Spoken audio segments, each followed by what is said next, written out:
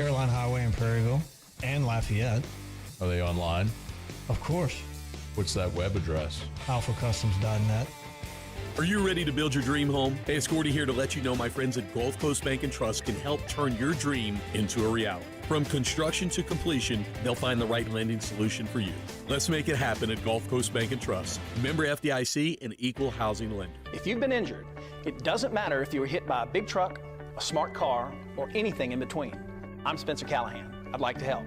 Spencer Callahan is the one to see. Call 387-2323. LA 21-12671. Offices in Baton Rouge. WNXX, Jackson, KNXX, Donaldsonville, and WDGL HD2 Baton Rouge. This hour brought to you by Spencer Callahan Injury Lawyers. LA 21-12681. Offices in Baton Rouge.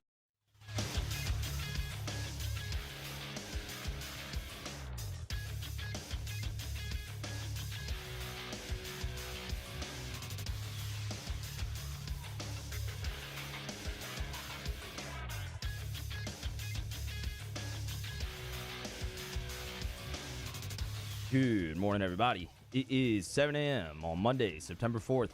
Today in Baton Rouge, expect cloudy skies with a high of 93. Coming up on OTB, we have a new edition of Weekend Winners at 8 a.m. and Hold the Mayo joins the show at 9:15. You can follow today's show on Twitter, Instagram, and TikTok at OTB_ESPN or catch us on YouTube at the 1045 ESPN channel and subscribe for daily content. Hour number 1 of Off the Bench, live from the Mercedes-Benz of Baton Rouge studio, starts now. Let we go! All-Star Toyota presents Off the Bench with Jacob Hester and T-Bob Hebert. Yeah! Off the Bench with Hester and T-Bob. Hey, P, they said I gotta come off the bench. All-Star Toyota presents Off the Bench with Hester and T-Bob. Yo, yo, yo.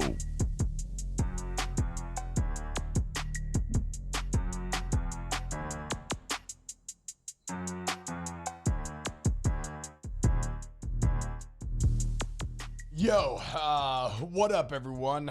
Welcome in on this holiday Monday. Or should be at the lake, or sleeping, or drinking Mai Tais on the beach, or doing anything but coming in on a holiday Monday for the 4th year in a row to talk about your LSU Tigers getting their ass kicked in a highly disappointing fashion. 4 years in a row. Half a decade of 8 months of buildup, only to be as disappointing as possible coming out here on the other side. Unreal. Yeah. What's up, y'all? WCB, Tim and Jake Murray Taylor here. You already know. We're going to talk about the game a lot today. You know, maybe we'll end up getting other things, but probably most is going to be with the game, I guess.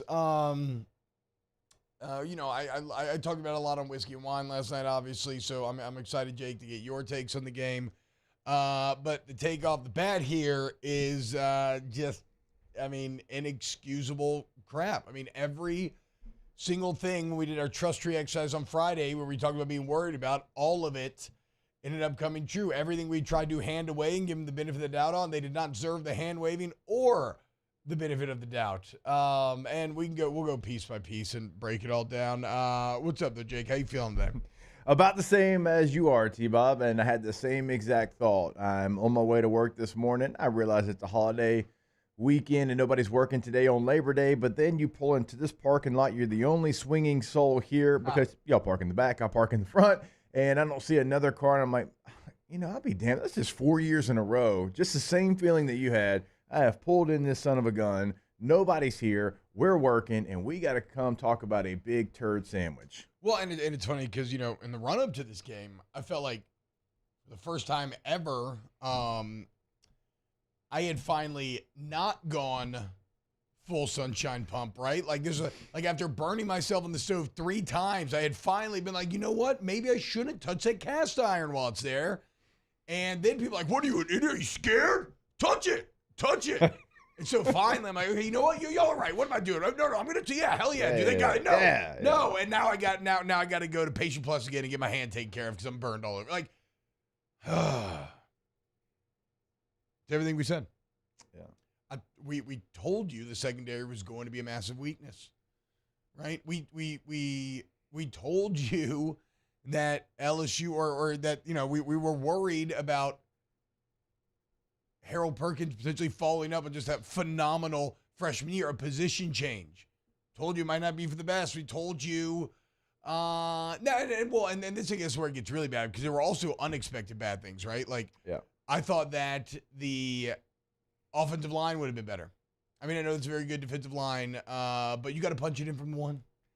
And I hate the play calling, and I'm excited to watch the film later today and gain further insight into my critiques of the play calling and where exactly the fault lies. But at first blush, hate the play calling, the goal line, but still, the offensive line, go score. Yeah. You're on the one. Yeah. So sick of excuses to go win and then everybody's like, I want to play Southeastern week 1. No, just go win, okay? Yeah.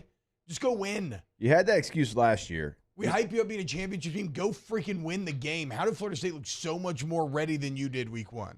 Yeah, maybe you had that excuse last year when Florida State played Duquesne in a week 0 matchup and they had a game and all that. They didn't have a week 0 matchup. And lined up and played the same time that you did. So, yeah, I'm not going to have that mentality. And some of you are, and that's fine, whatever. But, like, I hope you don't because you don't have that coming up on your schedule. Like, you look, you've got USC, you've got Clemson, you've got Houston coming up on your schedule. So that's not going to be the situation. Like, I don't want go play those games. Yeah, exactly. Be a man. Go play the games. I want a good TV product. I don't want any cupcake games on this schedule. I don't want any of that crap. I want good on good every single week. I want all that smoke. LSU does not, obviously.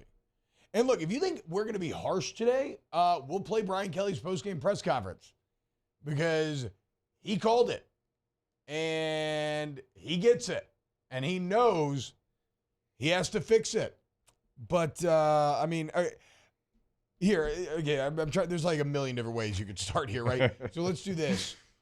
I spoken this a lot last night, Jake. So this is your first time kind of getting to, put your thoughts out there in the public for everyone. Just give me your kind of summary of what you witnessed last night. I could tell you, I mean, just like I listened to you a little bit last night, you had your opportunities in the first half and you don't punch it in and you have to take full advantage of those. Think about the momentum you had quick in that game. You hit Bradford and then you hit Mason Taylor and you're ready to go in and then you get a penalty. Kind of a questionable penalty. Like, okay, yeah, at the end of the whistle, you throw the quarterback down, but I'm like, okay. So you get gifted a little bit, a penalty to get a new set of downs, and you still don't punch it in, and you're so extra in those 4th down calls. So much going on. And T-Bob and I were talking about it before the show. Line up, you run the football, or do what you did a year ago. And T-Bob, you're exactly right. Like last year, you had a package down there that worked almost every single time. Almost every single time. You had time. 3 options on every play. You can hand it, you can roll, or you can throw it to Mason Taylor. And they did it in the game.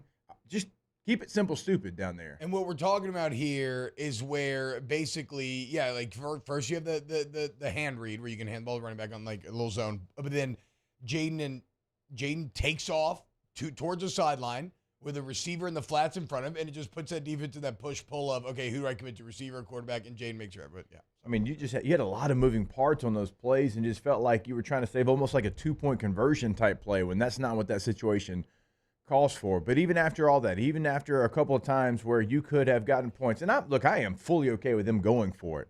Like, you got to have full faith in your team. I mean, the second one, you're talking about less than a yard. Go out there and get it. Keep the drive alive on that one. Score on the first one, and you leave points out there. That's always going to come back and get you. And then, but even then, you still felt like you had the momentum. You go up before half. You get 3 points. Now they score, but you drive in a minute and some change, and you go find a way to get 3 points, and they get the ball. But 17-14, you're feeling okay.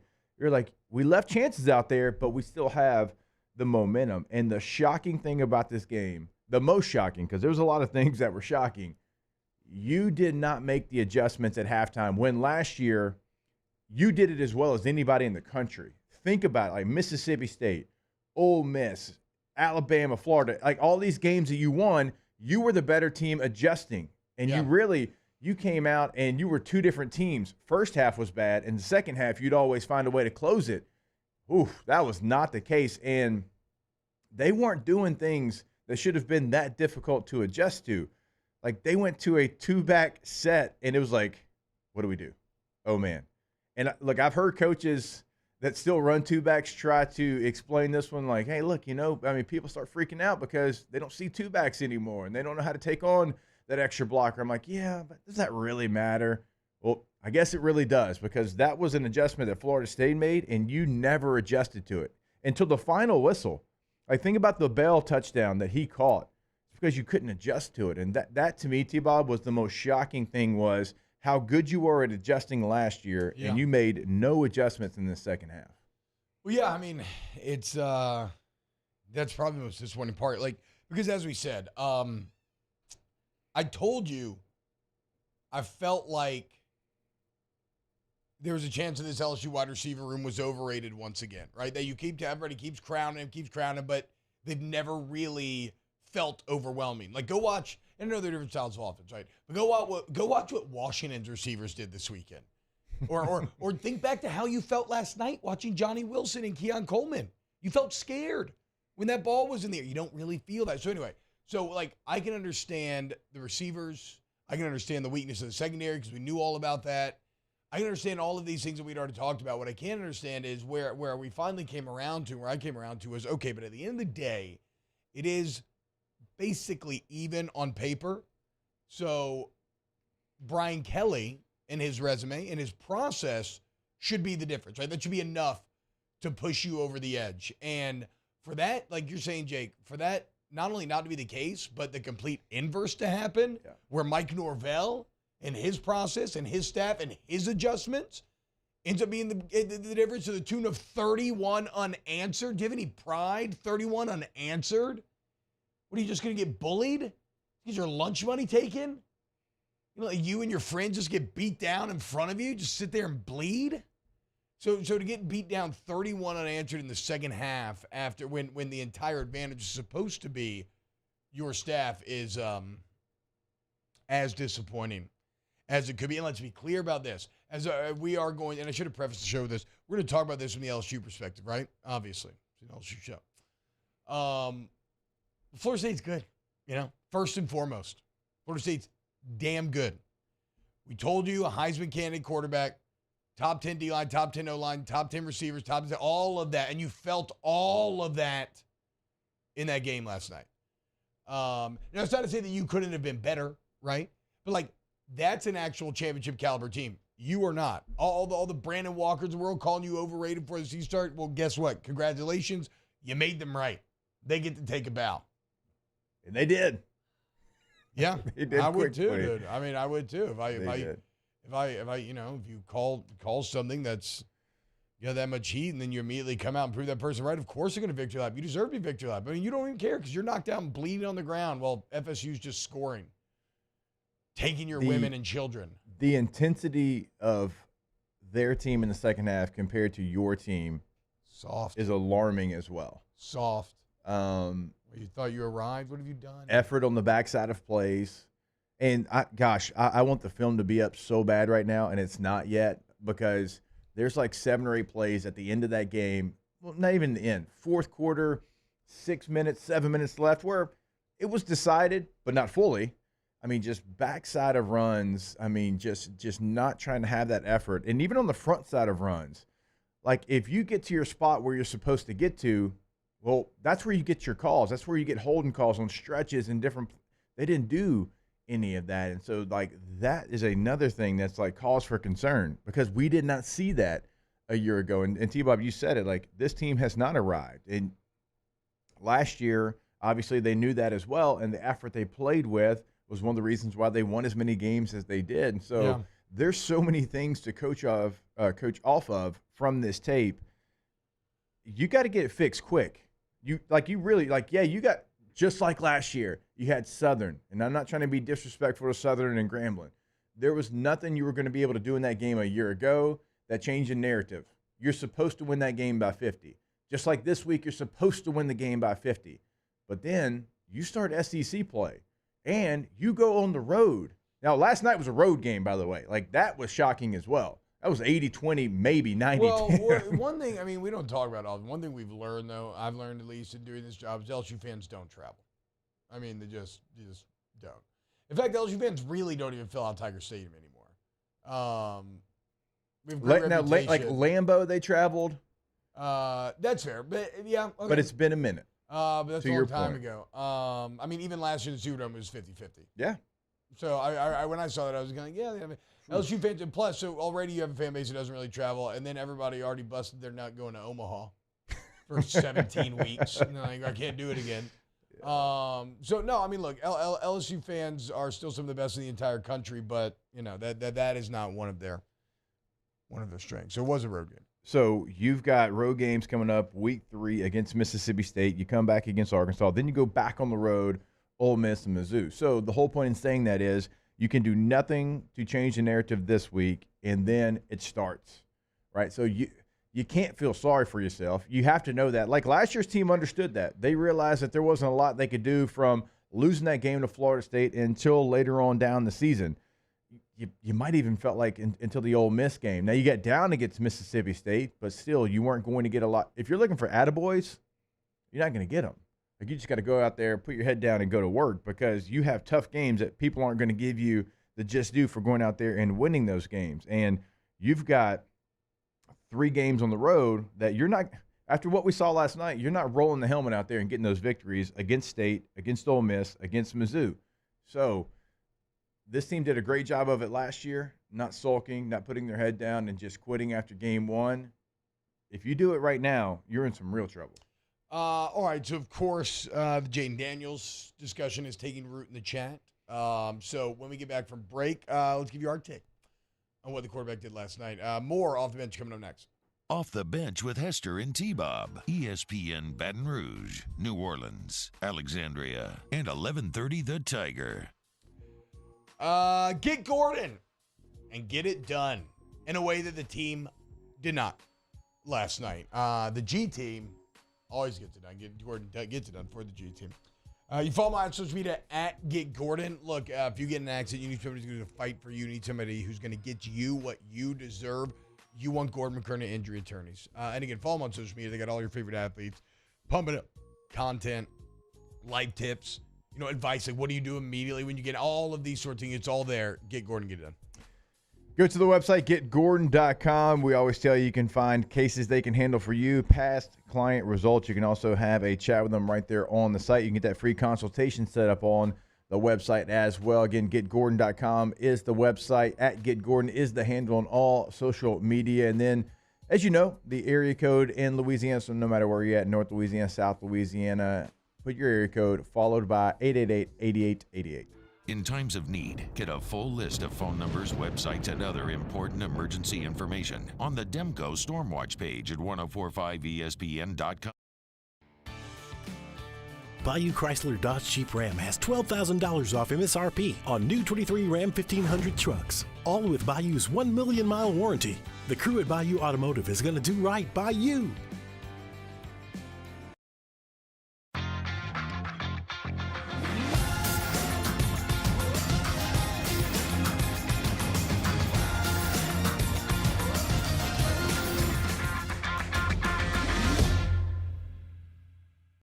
Want more customers? Running Boards Marketing can help you get their attention. Imagine your brand's message on a giant LED billboard truck that can't be skipped and is nearly impossible to ignore. Running Boards Marketing is the leader in effective and affordable advertising on digital mobile billboards, which are 2 times more effective than traditional billboards. With a 97% recall rate, you'll leave a lasting impression with your customers. Visit us online at runningboardsmarketing.com so we can drive your message to where the people are. Make this summer your backyard party year with Chris's Specialty Foods. Wings, burgers, brisket, steak, and boudin, plus great Cajun side dishes. We do all the prep, and you enjoy laughing with friends and family. Chris's Specialty Foods, Millerville, New Orleans, Prairieville, and Frisco. Everybody loves Chris's authentic Cajun meat.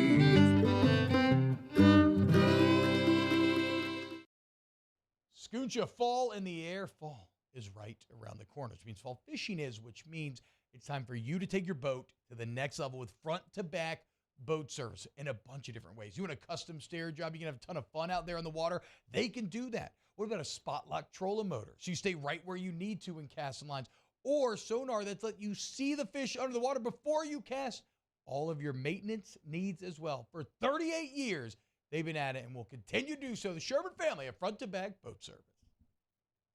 Gulf Coast Office Products is a nationally recognized Savin office equipment dealer based right here in Louisiana. Over 100 employees strong, Gulf Coast has the boots on the ground to support all vertical markets from education, engineering, legal, and finance. With the latest in office technology from desktop to production segment units, Gulf Coast and Savin have the perfect fit for you. Call 225-756-2644. That's 756-2644 for Gulf Coast Office Products. I've been doing business with Luba for 25 years. They're dependable, trustworthy. It's just the attention to detail with our clients.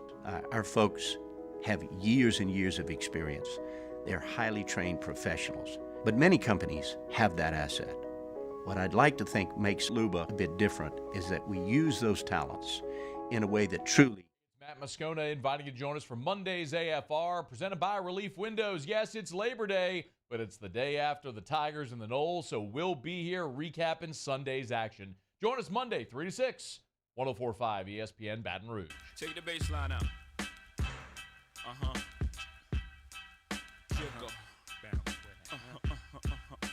Let it bump though.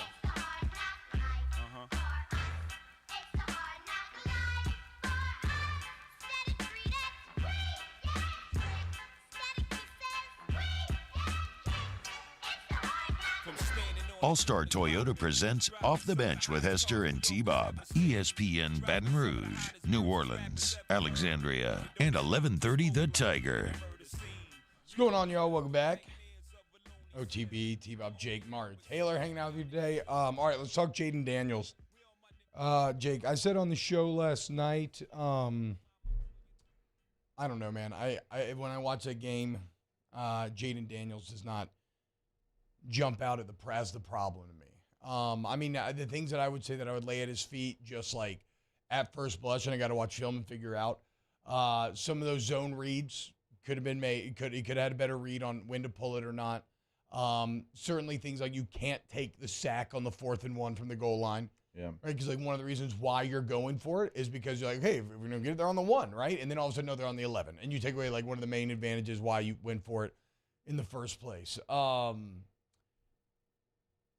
So it just, I guess, bottom line, it was not perfect, but when I look at the laundry list of issues to be fixed, my problems are much more with coaching, crucial errors, lack of effort. Is that game different if Garrett Nussmeier's in there, right? I don't think so, but you know, I guess you don't have to believe that. What was your take on Jaden? The one thing I would say that I was surprised by was the chemistry he didn't have with his receivers. Yeah. Him and Neighbors were never on the same page. Like every time that he threw it to Neighbors, like there was a hand signal from one or the other, like go up, throw it up, go here, stop here. That was surprising. I mean, they've been together a while now, and they've had a great rapport, obviously. 1,000-yard season last year for Malik. That was surprising to me, is the fact that they felt like they were on a different page all night long. I mean, even the interception, Malik slips down, and that's not something that I had on the bingo card coming in. So that was surprising to me. Kyron Lacey had some big plays in the game, but also another crucial third down drop. And so, like, it's just the connection that you felt. Yeah. Brian Thomas had that. Well, the connection that you felt like it was there. Brian Thomas, was it the last play of the third quarter? Yeah. The one they go down the sideline? Yeah. You should make that 1,000 times. I get it. But that is a more difficult catch than the one that Lacey on the slant, put it on the money. The offensive line gave you all day on that play. And so the connection that wasn't there was maybe the most surprising thing, because it had been, I mean, Taylor, you've been in training camp as much as I have. Like, that never showed up in training camp, was them being on a different page. No, it didn't. I mean, we saw it in like the 7-on-7, the 11-on-11. Like, Jaden would throw it to the spot. They'd cut behind the end zone. I mean, behind the DBs. Like, they were there. And really the only guy, like you said, like, he had chemistry with Mason Taylor. But outside of that, like, what did you have? And you mentioned it, like, yeah, it was a bad throw in the end zone. Neighbors wanted it high. He basically hit the DB in the back. Like, Thomas had to catch that, but again, a little bit of a bad throw there. It's like you got to be on the same page. He did have at times he did have some accuracy issues with it just being not placed as well as you would expect out of what you want out of like an elite quarterback. But going back to Jaden entering to T-Bob's point, though, I mean, there were certainly plays that he made in the game, and the reason you lost that game was not quarterback. That's my point. Like that's the only reason you were in it in a lot of ways. Like, yeah. I mean, I guess that's the entire point. The reason it's not, and it sounds really like, well, how's it not the most important position on the field? Well, because you look up and he's the only one that kind of consistently played well the entire night. The questions that we had before the game, I would say the two biggest questions that we had. Now, there's certainly other things, and we hadn't even talked about the muff punt yet again. But the two things that we were worried about were the defensive backs in Florida State's passing game. Well, they threw for 359 and 4 tuds. All right. LSU getting a rush on the quarterback. LSU did not have a sack in the game. I did like Braden Swinson. As if we're just like, you want to throw one little positive little ray of sunshine in there? I thought Braden Swinson showed up. Well, then he played. And Mekhi Wingo played. The first half, I mean, he lived in Florida State's backfield. Yeah. Well, what did Florida State do in the second half? They're like, okay, 18's not beating us, and they started double teaming him almost every play. Yeah. Almost every play he saw a double team, and they were daring the other tackle. And that was a bunch of different guys rotating in there. Hey, go win your one-on-one battle, and they didn't as effective as Wingo did in the first half. Is this fair to say? I'd be very interested to see what the two quarterbacks would be like if in a hypothetical world where you switch coaching staffs. You know what I'm saying? Like I just feel that, and I don't exactly. Again, this is going to take like deep film review to try to really flesh out this point and see if I really feel it. But for the second year in a row, Florida State just felt so much more multiple and threatening when it came not just play execution but play design, right? Like LSU felt very boring in a lot of ways. Is that fair or no? I mean, I don't know. I'm asking you. Again, just like you said, I'd have to go back and I'd have to see. I mean, I know right off the top, the stuff when it was short yardage situations just felt forced. You know what I mean? Like it felt forced, almost like you knew what you were going to call before the game and you had a game plan ready to go, and it didn't have a feel to it. Yeah. Like almost like, all right, play one, we get in 4th and 1, we're going to run this. And sometimes that's okay. It's okay to have an idea and have a script, but also like you have to have a feel for the game and a feel for what they're doing and where they're getting penetration and all those type of things. And so just off the surface, that stood out to me. And again, like our film that we used every single week is not yet loaded, but I want to go back just like you and I want to check it out because, I mean, there were times where it just felt like, I think stale is probably the best word that I would use. Very stale, very old. I didn't see a lot of like pre-snap manipulation, maybe in a lot of the same ways that you saw FSU. It feels like LSU avoids the middle of the field quite a bit, which, I mean, that's always going to make it tough to be explosive. That's where a lot of that can happen. So I think a fully fleshed out but again, so you can have your own separate Jaden conversation, and there's going to be like valid points to be had on both sides. The problem is, I feel like you're talking about the flat tire in your car while your house is on fire behind you. Like that's more of my issue with it. It's like, you know what pisses me off? The fact that you look up in the box score and all the statistics are essentially equal, and you lost that bad. Why did you lose that bad? Situational football. What does situational football reflect on? Coaching, preparedness, right? Like you have obviously the 4th down plays. What did Florida State do when they got 4-2? They basically scored a touchdown. You went 0-2 in those situations. 0-3, but you get what I'm saying. Like goal, red zone, 4th down situations.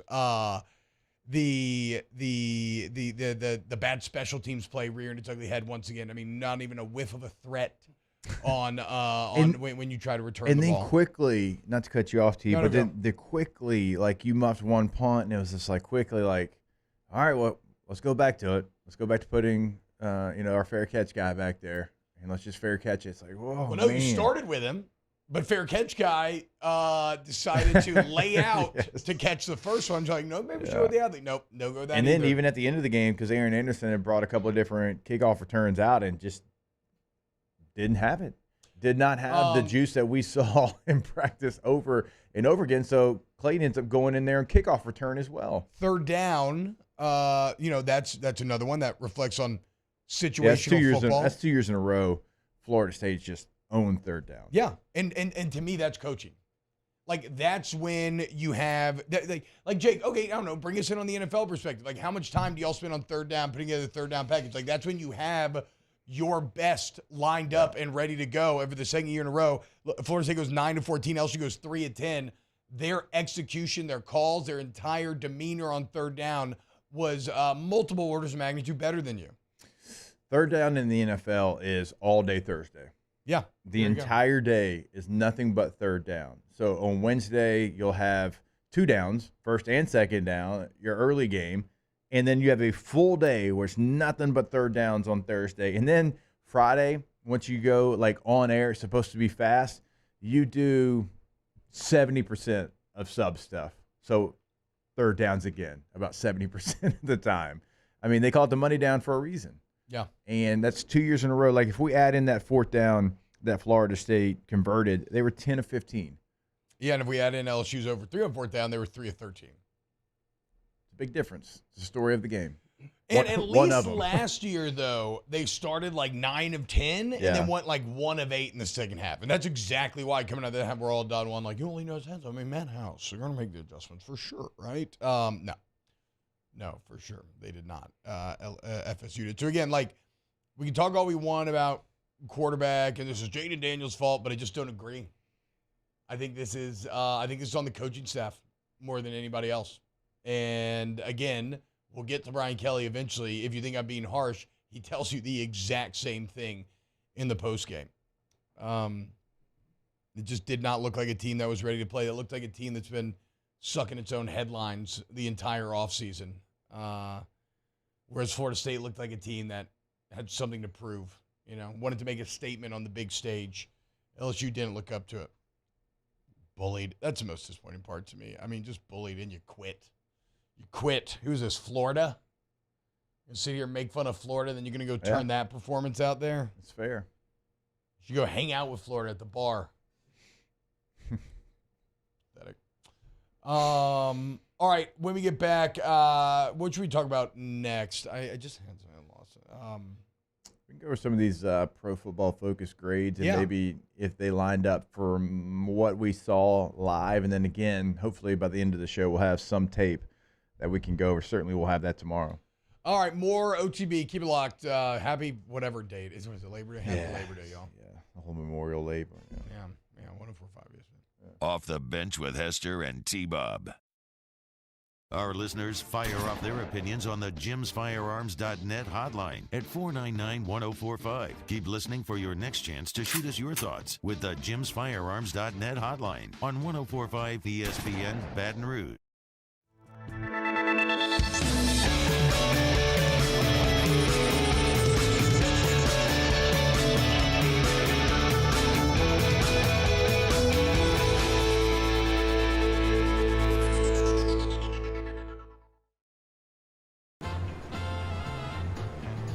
Officially, it's a fridge full of beer.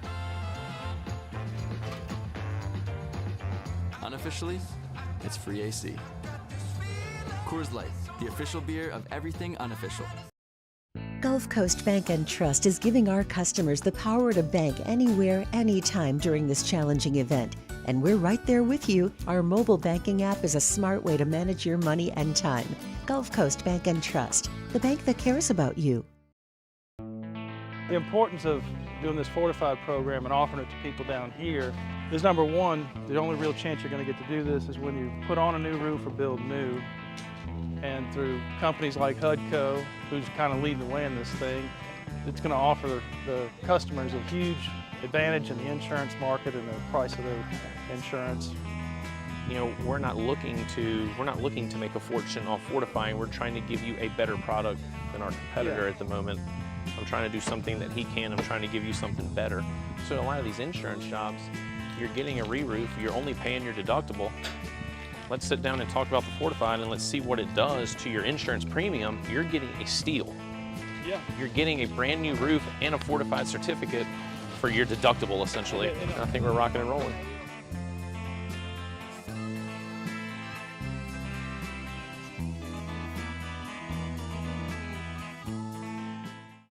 Want more customers? Running Boards Marketing can help you get their attention. Imagine your brand's message on a giant LED billboard truck that can't be skipped and is nearly impossible to ignore. Running Boards Marketing is the leader in effective and affordable advertising on digital mobile billboards, which are 2 times more effective than traditional billboards. With a 97% recall rate, you'll leave a lasting impression with your customers.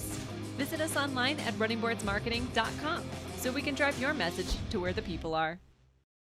Dylan Cruz here to tell you about Six Rings Baseball and Softball Camp. If you live on the North Shore and play ball, go to Six Rings Camps with former LSU assistant coach Dan Canaveri. His knowledge is second to none, and your child will improve and have fun doing it. Camps were held at Coquille Park and Six Rings Academy in Covington with 4 sessions over the summer. Full day and morning only sessions are available from ages 7 to 13. Go to sixringsbaseball.com or call 985-206-9096. Learn the game to love the game.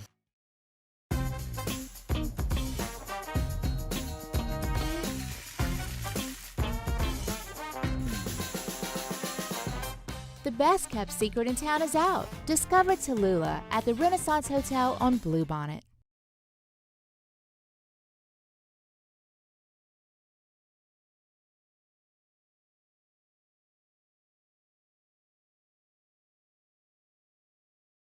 Road with our free loaner tool program. Your local store has more than 80 specialty tools available to rent for your next repair. Refundable deposit required. Ask our professional parts people about the loaner tool program today at your local O'Reilly Auto Parts store or visit O'ReillyAuto.com. O'Reilly Auto Parts. Cut through the static and listen to 104.5 ESPN Baton Rouge in high definition. Simply tune to 98.1 and select HD2. Bayou Ford and Bayou Chrysler Dodge Jeep Ram. 5 brands on one lot. Shop BayouAutomotive.com. It's on. Join me for a Labor Day edition of the Hunt Palmer Show. That's right. We're working. I'll either be in a really good mood or a really terrible mood based on Sunday's outcome. But we're talking about it. Hunt Palmer Show, 1 to 3 weekdays, 104.5 ESPN Baton Rouge.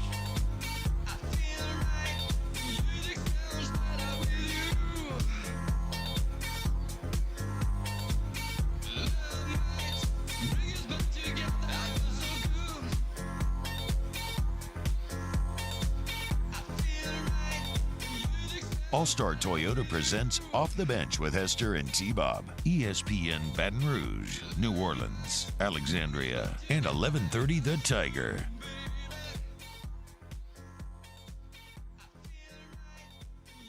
Ted and y'all, welcome back, OTB. All right, we're going to do soundboards. Before we get to PFF grades, because it feels like we can knock it out at the end of an hour. We're going to a little time for this. Just start with Kelly 1. Here's Kelly on the loss. Yeah, congratulations to Florida State. They played a great second half. They were the better football team tonight, and we certainly are not the football team that I thought we were, got to do a much better job, obviously, and developing our football team. We clearly were short in a lot of areas tonight, and that falls on me to get our football team to be better in most of the competitive areas that you saw tonight.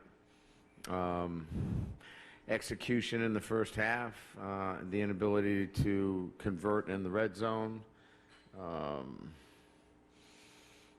Second half, didn't play with a sense of urgency.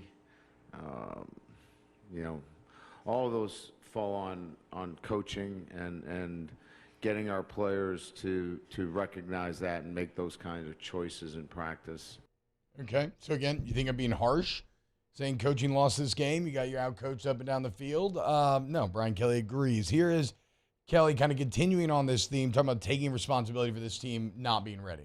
Again, I take full responsibility for not having our team playing the kind of football I thought they would. And our players have got to make a decision that, they have to get back to the practice field and double down on their efforts and their attention to detail and their focus and the things that they need to do as well. But this is a total failure on a coaching standpoint and a player standpoint that we have to obviously address and we have to own. And so even in there, you can hear, the players need to double down on their focus and everything else in practice field. But that too is on the coaches. If you are a coach, you have to suss out that your team is feeling like they're better than they are, right? I don't know that you're going to be able to, and I haven't been out of practice because my schedule hadn't allowed it this fall, but you cannot tell me, was Perk impactful during camp? Taylor, you were Perkins? certainly out there more than I was. It's hard to tell. Like, mostly what we saw was team drills, like 7-on-7. Again, you're not rushing the passer full out. You're not doing that. I mean, he was, but I mean, I kind of thought Omar Spates looked more natural in the middle, at least in camp, and he kind of did last night as well. So he was impactful at times. Here is Kelly on Harold Perkins. Well, I mean, he's playing a position for the first time, so there's a learning curve there. He's learning. He's learning how to play linebacker for the first time. We put him in a position last year where he was see ball, get ball. Now he's in a position where, he's got to get over the top. He's got a back coming out of the backfield. He's got to be disciplined and can't lose his eyes on the quarterback mesh, fourth down. There's a lot going on there, and he's trying to sort it out. You're catching a young player early on in his career, and he's going through some growing pains. That's the most I know that all this is disappointing, but that's the most disappointing clip out there because why is he playing the position then? Yeah, and we talked about it. If you're going to play the position, there was advantages to playing that position from the outside because teams were a year ago, if you were lining up, well, they were scheming you and they were going away from you. Watch the Texas A&M game. Well, I was like, if he's in the middle, then they can't really do that, and you can be creative with him, but I didn't see that creativity. I mean, he was a spy most of the night. A spy sometimes, like in the Alabama game last year, he was a spy, and it worked out well. They switched it up a little bit. That was like, it was a player that, just like BK just said, did not look comfortable playing the position. And if he's not going to look comfortable, and in the next segment, we'll go over some of the grades, and it'll tell exactly the story of who he is. Like, you have to make him comfortable. You have to find a way. Now, you do have other linebackers that if you want to say, hey, Greg Penn, it's going to be you and Omar Spates, and Harold, you're going to go back to a jack-of-all-trades kind of guy. Like, you have that ability. Or you can still keep him there, but just be creative with him. And he's got to play better too. Yeah. Let's not he put didn't this. win. That's what I was going to point out. When he did line up in the edge, he didn't win. Like, he got blocked every single time. FSU's O-line kicked your ass. If you like, and I think that the tape will tell this, if you'll go back and you'll watch it, every time that Perk lined up on the edge, Jordan Travis got the ball out quick. Yes. Like, it was definitely something where that was the game plan. Anytime he lined up on the edge, even the touchdown to Coleman against Major Burns, he won. That was his best He pass won rush and of didn't the get night. touched, but Jordan Travis got the ball out so quick it didn't matter. I agree. So, like, every time he was up on the edge, they had a plan. All right, hey, Jordan, hey, get the ball out of your hands. They got this guy coming, and he did, and he did a masterful job of it. Who'd ever life Chris with a $5 super chat? He's an Alabama fan, but he says, I want to know something fun. I want to know something. BK went on record saying, quote, we're going to beat the heck out of FSU. Funny, huh? Funny. See you in November, Roll Tide. I mean, every coach says something similar. Was it like a touchdown It club or was something? it was the coach's show, I think, on the radio. That's the frustrating part about Harold Perkins was if you were going to sell me on him being in the middle, of which I was not the biggest fan, the only way I agreed with it is what Jake was talking about. If you were going to like rush him and play games with him and make him threatening, he was just over the slot, dropping into zone coverage. Like it felt like 70% of the time.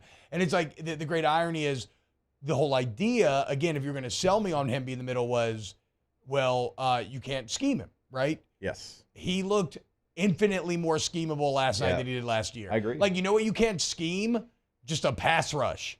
Just somebody one-on-one on the edge. I mean, you can slide to more. So and again, all of this does go back to a lot of it. in all of this conversation, the common denominator is FSU is good. Jordan Travis is good. When you look dominant against Arkansas last year, it's because you have a quarterback that's terrified to throw the ball. And so you can chase him down without him making a play. You try to chase Jordan Travis down, he's keeping his eyes downfield. Like Jake said, even when you win, and go watch the Keon Coleman touchdown. I mean, Harold Perkins won. Like, basically, I mean, it didn't get touched, and it didn't matter. He actually wasn't even close to getting the sack. So a lot of this is about FSU being good, like when he did line up on the edge and getting blocked even. So, but it just frustrates me because for all the justification of putting him in the middle, you did not execute on any of the reasons why I thought it made any sense to put him there in the first place. Yeah, I thought we would see he's lined up at a stack backer, slanting in defensive tackle, slanting in the edge. Here comes Harold Perkins around. Here comes double A Mug with him and Omar.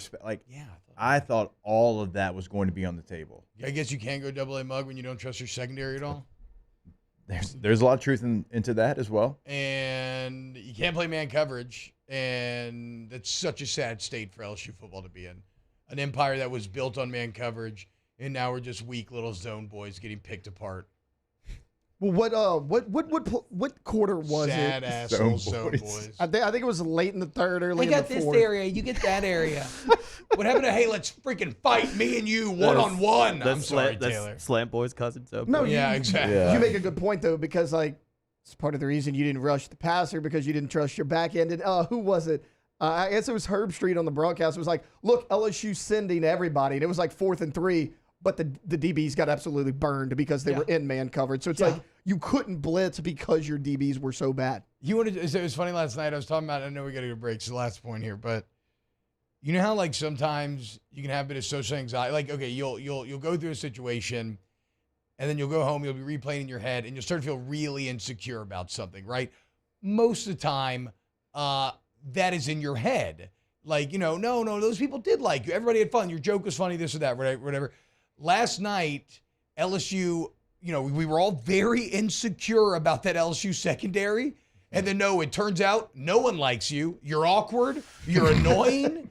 Your jokes made everybody uncomfortable. Like, I don't think you're going to get invited back. No, like all of you were right to be insecure.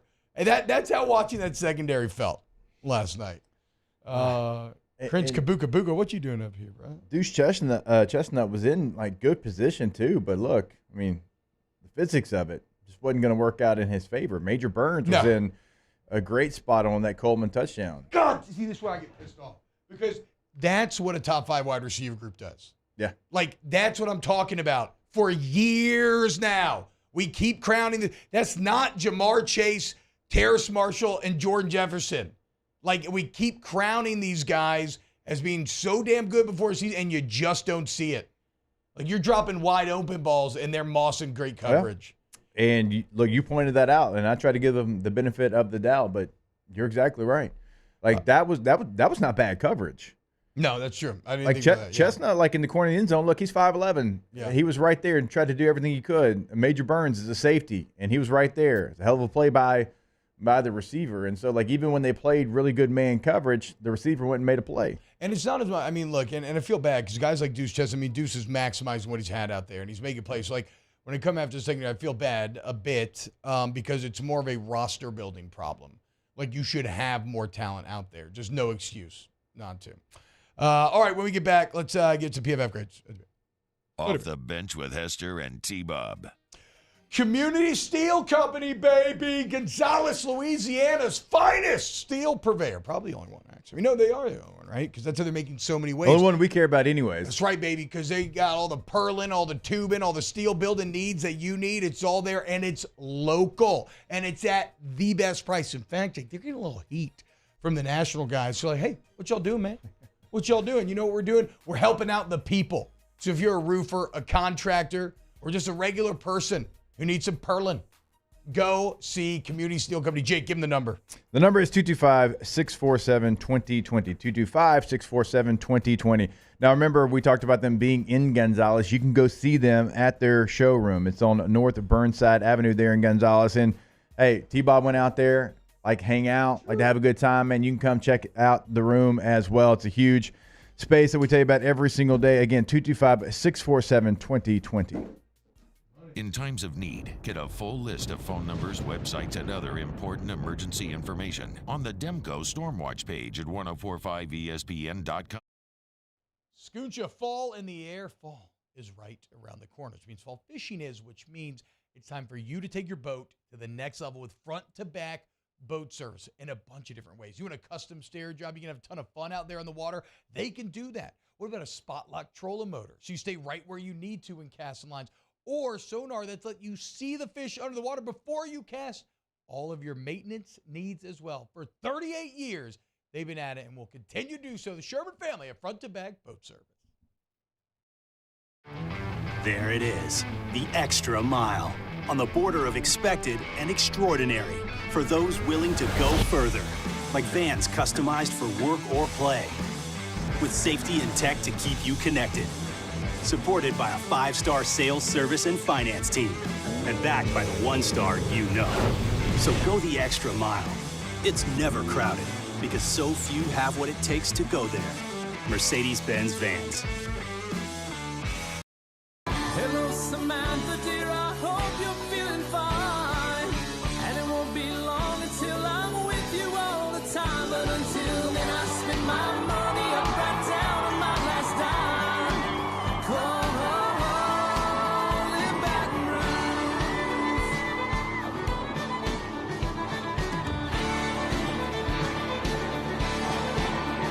I'm ready, what you put me on through. Gotta send my love down to Would a couple that just came from a couples massage have any use for the massage seats of the Infiniti QX60? Yes, it appears they would. With driver and passenger massage seats, mute all your notifications and feel infinitely you.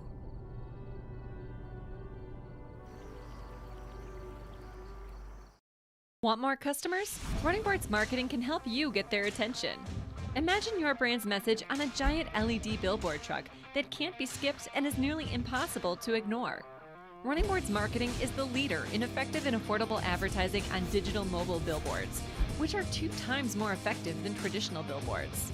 With a 97% recall rate, you'll leave a lasting impression with your customers. Visit us online at runningboardsmarketing.com so we can drive your message to where the people are. Gulf Coast Office Products is a nationally recognized Savin office equipment dealer based right here in Louisiana. Over 100 employees strong, Gulf Coast has the boots on the ground to support all vertical markets, from education, engineering, legal, and finance. With the latest in office technology, from desktop to production segment units, Gulf Coast and Savin have the perfect fit for you. Call 225-756-2644. Matt Moscona inviting you to join us for Monday's AFR, presented by Relief Windows. Yes, it's Labor Day, but it's the day after the Tigers and the Knolls, so we'll be here recapping Sunday's action. Join us Monday, 3 to 6, 1045 ESPN Baton Rouge.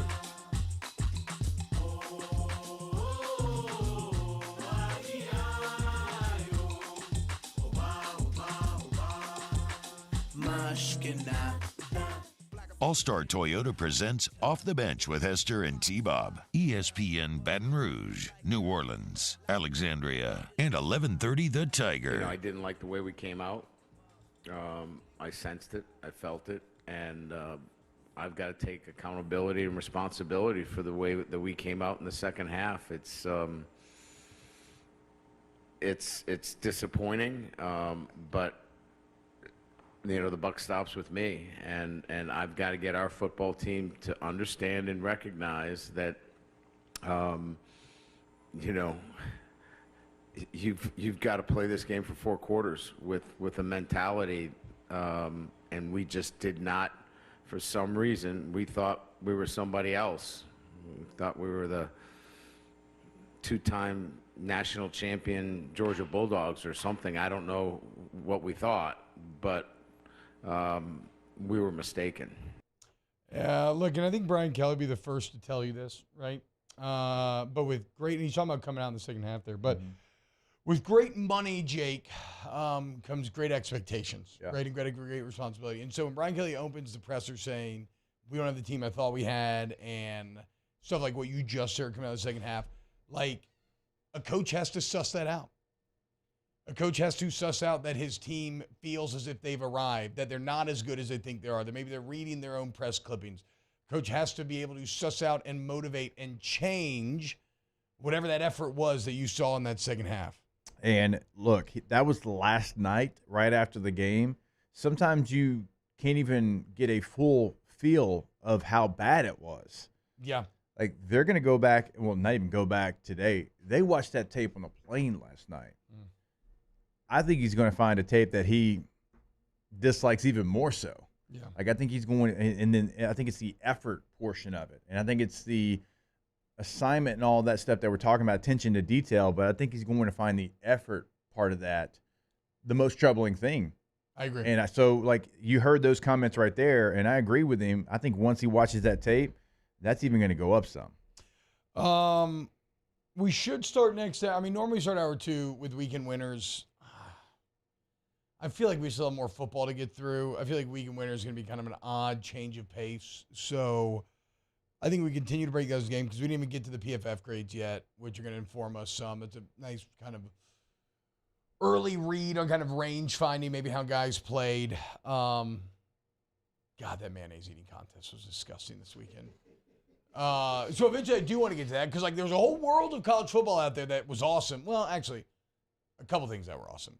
Mostly the week 1 slate was absolute garbage. And then topped off with an extra helping of garbage for LSU fans come Sunday night. But so we're not going to start with winners next hour, but we will get there eventually. Maybe start hour 3. Continue to give us your LSU takes in the chat, and more to be coming up. Off the Bench with Hester and T-Bob. Officially, it's a fridge full of beer. Unofficially, it's free AC. Coors Light, the official beer of everything unofficial.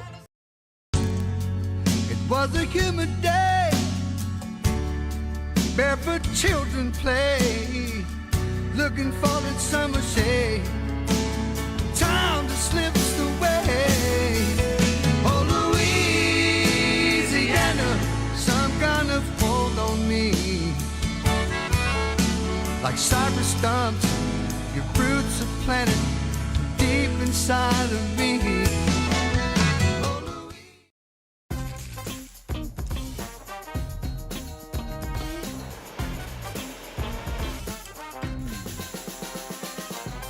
The best kept secret in town is out. Discover Tallulah at the Renaissance Hotel on Bluebonnet.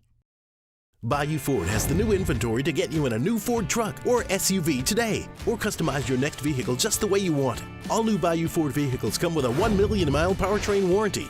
The crew at Bayou Ford is going to do right by you. When is a taco more than just a taco? When it's Government Taco. Voted best tacos 3 years in a row by 225 Magazine, Government Taco puts the most delicious spin on tacos the capital area has ever seen. With creative combinations like the Magna Carrot, the Filibuster, or the Steak of the Union. Plus perfect tortilla chips paired with the best salsa and queso you've ever had. And happy hour every day from 3 to 6 p.m. and all day on Thursday. Government Taco, 5621 Government Street. Scooncha, fall in the air. Fall is right around the corner, which means fall fishing is, which means it's time for you to take your boat to the next level with front-to-back boat service in a bunch of different ways. You want a custom stair job, you can have a ton of fun out there on the water. They can do that. What about a spot lock trolling motor? So you stay right where you need to in casting lines. Or sonar that's let you see the fish under the water before you cast. All of your maintenance needs as well. For 38 years, they've been at it and will continue to do so. The Sherman family of front-to-back boat service. I've been doing business with Luba for 25 years. They're dependable, trustworthy. It's just the attention to detail with our clients. Our folks have years and years of experience. They're highly trained professionals, but many companies have that asset. What I'd like to think makes Luba a bit different is that we use those talents in a way that truly is dedicated to serving the needs of the folks who depend on us. Want more customers? Running Boards Marketing can help you get their attention. Imagine your brand's message on a giant LED billboard truck that can't be skipped and is nearly impossible to ignore. Running Boards Marketing is the leader in effective and affordable advertising on digital mobile billboards, which are 2 times more effective than traditional billboards. With a 97% recall rate, you'll leave a lasting impression with your customers. Visit us online at runningboardsmarketing.com so we can drive your message to where the people are. Dylan Cruz here to tell you about Six Rings Baseball and Softball Camp. If you live on the North Shore and play ball, go to Six Rings Camps with former LSU assistant coach Dan Canaveri. His knowledge is second to none, and your child will improve and have fun doing it. Camps were held at Coquille Park and Six Rings Academy in Covington with 4 sessions over the summer. Full day and morning only sessions are available from ages 7 to 13. Go to sixringsbaseball.com or call 985-206-9096. Learn the game to love the game. Gulf Coast Bank and Trust is giving our customers the power to bank anywhere, anytime during this challenging event. And we're right there with you. Our mobile banking app is a smart way to manage your money and time. Gulf Coast Bank and Trust, the bank that cares about you.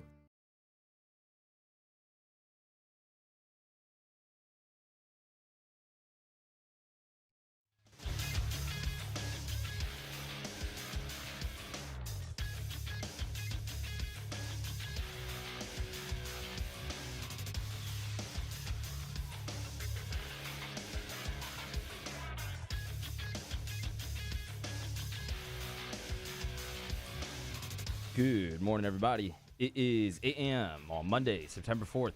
Today in Baton Rouge, expect cloudy skies with a high of 93. Coming up on OTB, we talk to Hold the Mayo at 9:15. You can follow today's show on Twitter, Instagram, and TikTok at OTB_ESPN, or catch us on YouTube at the 1045 ESPN channel and subscribe for daily content. Hour number 2 of Off the Bench, live from the Mercedes-Benz of Baton Rouge studio, starts now. All-Star Toyota presents Off the Bench with Jacob Hester and T-Bob Hebert. Yeah. Off the Bench with Hester and T-Bob. Hey, P, they said I got to come off the bench. All-Star Toyota presents Off the Bench with Hester and T-Bob. Yo, yo, yo. Yo, what's happening, y'all? Welcome back. OTB. Hour number 2.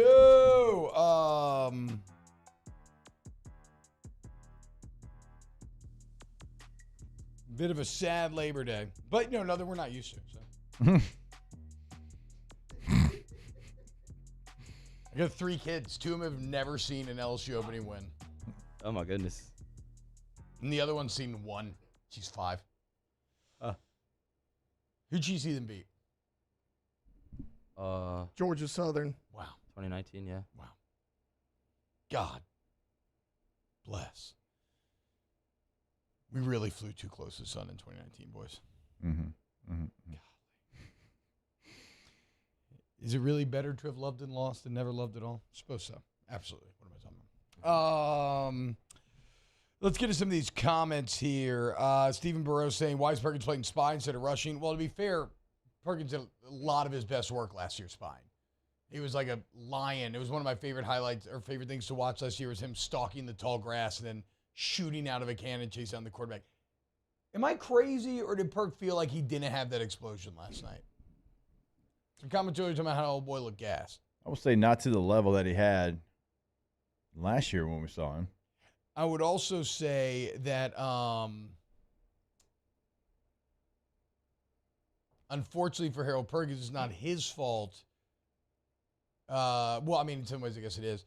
But I'm saying the past. He seems to be the latest in another fear that we espoused last week, right?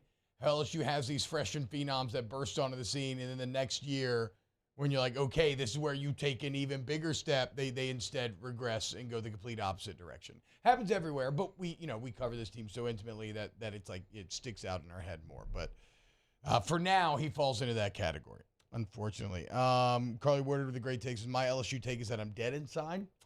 Yep. B. Wyman, well, my week is officially ruined. Somebody's saying LSU can still win the West. Wyman, until Nuss is at the helm, I'm putting LSU at 3 losses. I don't care. I'm so sick of arguing. Sure, whatever, dude. I don't care. If you think Nuss helps a defense not give up 31 unanswered, sure. I think Nuss helps them not go, 10 of 13 or whatever it was on third down? Okay, yeah, sure. I think Nuss helps the team not, smell its own crap and fall into its own press clipping? Sure, yeah. I guess, I don't know. I obviously don't think so.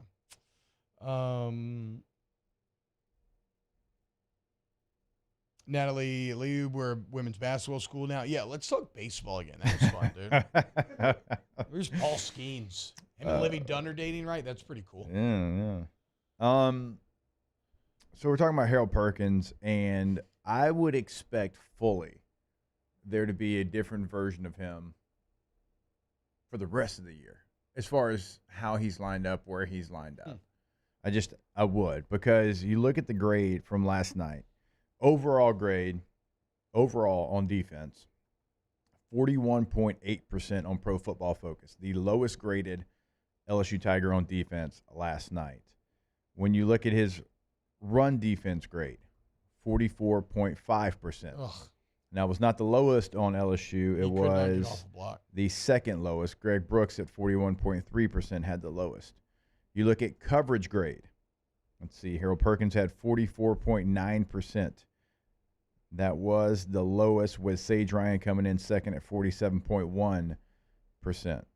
Now, okay, so coverage grade, poor. Run blocking grade, poor. Pass rush grade, 73.8%. Second on the team, only behind Mekhi Wingo. Perk? Yep.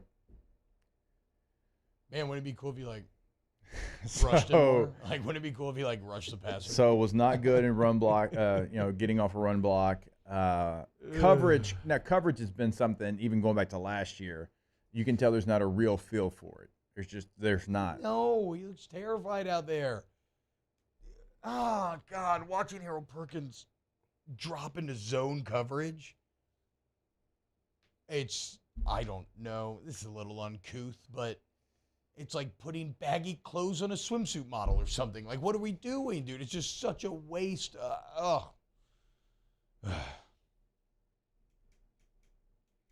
So once you watch the tape, and again, it's just now getting loaded, so we have 7 plays right now that are loaded. It's really? Being loaded. Okay, let's go. Right now.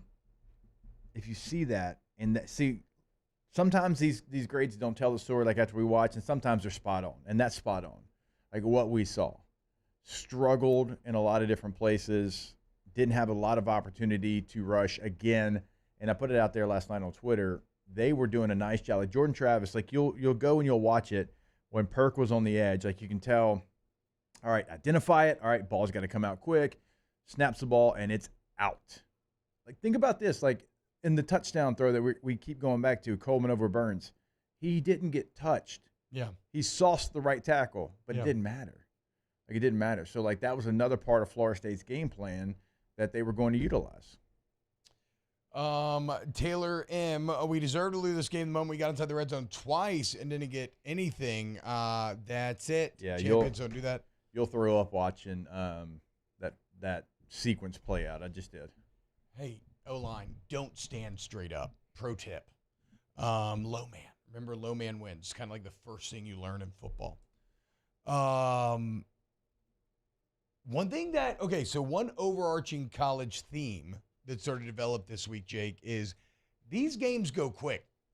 Yes. The rule change. Now, the broadcast doesn't, because imagine this.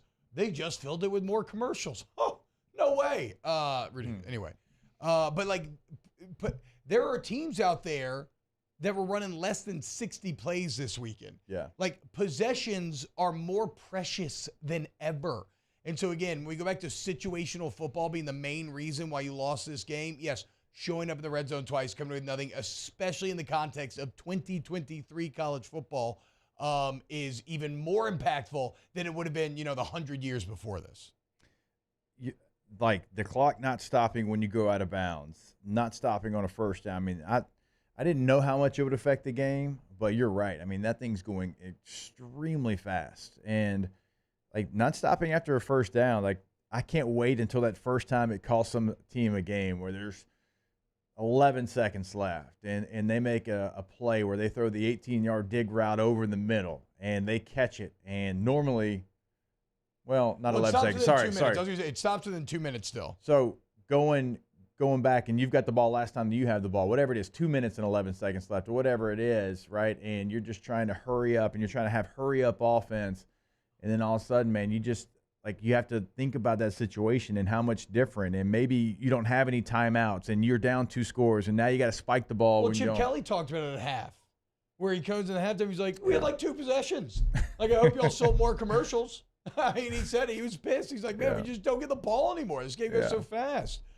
And again, I actually don't mind the rule change. I am going to be annoyed though if the broadcasts don't shorten. Like, if you're just telling me that I'm still going to get 4-hour CBS games just with more commercial stuffed in it, I'm going to tell you to stuff it, okay? Because CBS, guess what? I ain't watching Rutgers, Indiana. Good contract, by the way. Rutgers Northwestern earlier in the day was not the appetizer I was looking for. Wait, so that actually happened? I forgot. Yeah, on CBS, it was Rutgers Northwestern. Oh, my God. Rutgers dominated. They did. Oh, my Northwestern's God. not going to win a game. Shut up. Unless they play like a directional school that I just don't know Northwestern's schedule. Jim Selmer, the LSU defense looked predictable. The LSU team looked predictable. Predictable. Ditchable too, yeah. Ditchable, yeah. Predictable. Now you're just saying stuff. No, I'm just bitching about this game still. I did it for an hour and a half last night. What's 3 more hours this morning? Let's do it, boys. I'm trying to see what other comments I want to get to. Or Jake, are there any other grades while I look around here in chat? I mean, it's really exactly how you probably would think. And I'm looking right now at the coverage grades. And Zay Alexander, 57.6. Major Burns, 53.4. Sage Ryan, 47.1. Andre Sam graded out the highest at 67.6%. Cool. Greg Brooks was good in coverage. Omar Spates. Ooh, beautiful pass breakup by Brooks. Graded out 64.5%. Omar Spates led in tackles for LSU. I'm curious on the run defense portion of this. Yeah, looks like Omar Spates graded out as your second highest behind Wingo in run defense as well. So one positive, I guess Omar Spates kind of played like we thought maybe he would, but yeah. I mean, look, you're going to get in film and some stuff. Like I said, like I came away. What did Swinson grade? Did Swinson didn't grade well? Because I felt like he flashed almost more than anybody else on the defense. He did, but he only had 10 opportunities, and so his grade's higher. He only played 10 plays? In runs. Oh, okay. In runs, yeah. So, 77.4%. So, if he would have had the amount of plays, it would have been the highest. Okay. Yeah, to your point. I thought Braden Swinson played really What did you say Andre Sam graded out as? In coverage, he was the highest. In run defense, he was 65.2. So, about 66 is about what he graded out overall.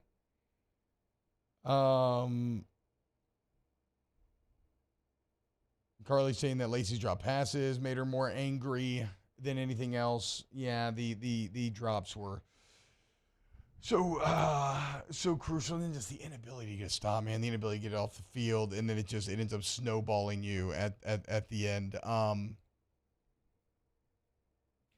There's just the chat's just evolved into everybody talking about how Jaden Daniels, same quarterback, Jaden Daniels sucks. So I feel like I've already talked that one over. I disagree. If I had problems, it would even be more with Denbrock and Combe. On defense, you only had 2 tackles for loss or tackles for no gain. Just complete. I mean, you just felt toothless on both sides of the ball.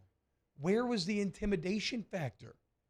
And the worst part is, you're like one of those roided up juice heads who goes to fight and just gets knocked the heck out because you look good and you think you're a badass, but you're not. You're a paper tiger. You're talking about the one where you're like, ooh, you're lucky. Yeah. And just pace back and forth, and then they finally get into it, and it's like. And then you meet the real one, the kind of quiet one, right? Yeah. The kind of quiet one who if you really know, you can sense that that's not the guy to mess with. But if you're LSU and you think, no, I'm the big bad guy, no, you're not. You got nice muscles. That's it. I mean, where is the threat on offense? No taking the top off the defense, which, again, I was even willing to accept the whole idea that, okay, maybe LSU's never going to be the team that's just going to go over the top like that, but, like, we'll do much. But their whole explanatory point the other day was, okay, maybe it won't be that, but what we are going to do is we're going to scheme the ball to playmakers in space. And I just didn't see that outside of the first couple of plays. Yeah, literally the first play, you saw that. Not much of it after. The catch and run by Bradford. Trey Bradford, who had it? Also, that run by Bradford on that goal line was pretty bad, too. I don't. Running back's problem.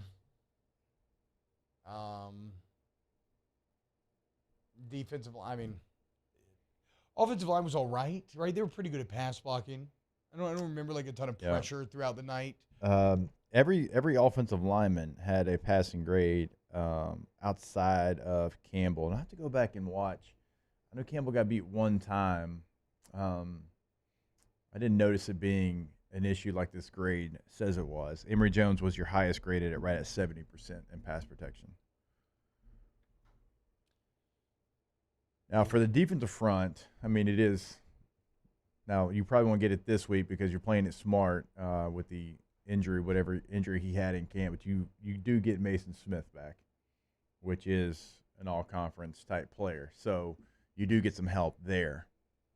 Well, Emory, John Emory, running back, you do get some help there. You get some help because you got kicked in the ass as well. So wake up. You know what I'm saying? Like, wake up. Okay? Show up. Start doing the things that you maybe got too lazy to do because you thought you were just going to walk in and beat Florida State. How you thought that, though, is beyond me. But that's how you felt, right? I mean, the coach. Time Machine says, BK also says it's a team effort, but in losses he blames the players. I mean, that's not true. If you go listen to the clips, he said BK's coach consistent theme is like, this is complete failure. He literally said it's a total failure on the coach's part. And this loss directly lies at their feet. And yes, he had some confidence, the players need to ask themselves what we're going to do. They need to buckle down, do this or that. And that's fair, and that's true, right? But even that, like we said, is on the coaches to realize that that's not taking place on the field in the first place. Dane Bergeron with the $20 super chat. Shout out. Thank you for your service, Dane. T.O. Jacob, last night made me appreciate you guys' years all this more. Your teams were tough and played with heart. That team played like a bag of marshmallows, soft as Charmin. And Dane's the guy with decades of special forces experience, so I think he would be able to discern the toughness level. I think that's like you're bringing in an expert to the stand. So, I never want to be up here and be like, back in my day, like it's not my favorite thing to do. But I will say, like, that time period of LSU football, and it certainly continued on into T-Bob's time. The one thing that you knew, without a shadow of a doubt, win, lose, couldn't draw back then, but you know what I'm saying. Like, you had some dogs. And you were going to get the effort portion of it. Like, that part was never going to be questioned. I'll give Les Miles credit for that. Is running 37 powers dumb as hell? Yeah. But you know what it does? It forces you to be tough enough to make 37 powers work. Like you just have to. And I don't want to run 37 powers, but you need to be able to bring over that toughness element into this spread game. You just didn't have it. I mean, an example that I was talking about with someone yesterday was like 07 Virginia Tech. It's like, man, what if we go out there and do that to them? I'm like, yeah, I mean, I don't know. I just don't know that that's in the realm of possibilities. And obviously, someone said pregame. Pregame. Like, nah, I'm just. I mean, that's again common denominator here. If you're just joining us, Florida State's awesome. Like, that's the other part of this. The problem is we thought. Now, Virginia Tech went to an Orange Bowl that year too. Oh, I didn't know they went to Orange Bowl. Yeah, they went to an Orange Bowl that year. I'm just saying, like, they're. Yeah, Oregon won the Rose Bowl. It was the second game that year. So, but yeah, Oregon won the Rose Bowl back in 2011. Yeah. What do you think happens to our ranking? I hope LSU's unranked, just so they can stop looking at the number next to their name so much. They'll fall. They'll be 17, 18. Do you have to do a show with EJ Manuel? 3 hours. Oof. 3 hours later today on off campus. Now, Danny Cannell's probably just going to show up out of nowhere. Apparate like Harry Potter. Let me tell you something, Dennis. my dog, my producer, if you pull up Danny Cannell without telling me, I'm driving to D.C. and we got problems. All right? EJ, he'll have his fun. He'll get it out the first, segment of the show, and then he'll actually break down the game. I don't need to talk to Danny today. I don't need that. All right, when we get back, more TV. Keep it locked. Off the Bench with Hester and T-Bob. ESPN Baton Rouge, New Orleans, Alexandria, and 1130 The Tiger. Our listeners fire off their opinions on the jimsfirearms.net hotline at 499-1045. Keep listening for your next chance to shoot us your thoughts with the jimsfirearms.net hotline on 1045 ESPN Baton Rouge. Gulf Coast Bank and Trust is giving our customers the power to bank anywhere, anytime during this challenging event. And we're right there with you. Our mobile banking app is a smart way to manage your money and time. Gulf Coast Bank and Trust, the bank that cares about you. When it comes to ending cancer, we push forward, always working together for you. That's why our cancer experts at Ochsner have clinically integrated with MD Anderson Cancer Center.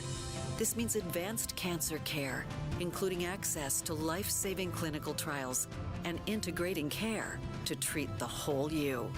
Introducing Ochsner MD Anderson Cancer Center. Long live you.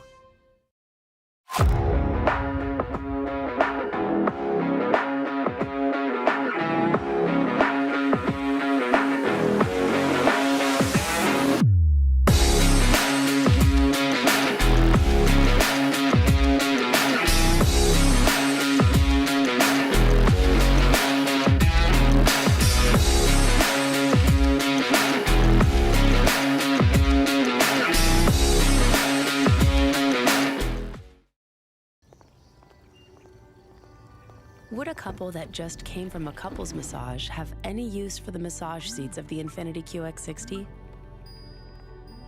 Yes, it appears they would. With driver and passenger massage seats, mute all your notifications and feel infinitely you.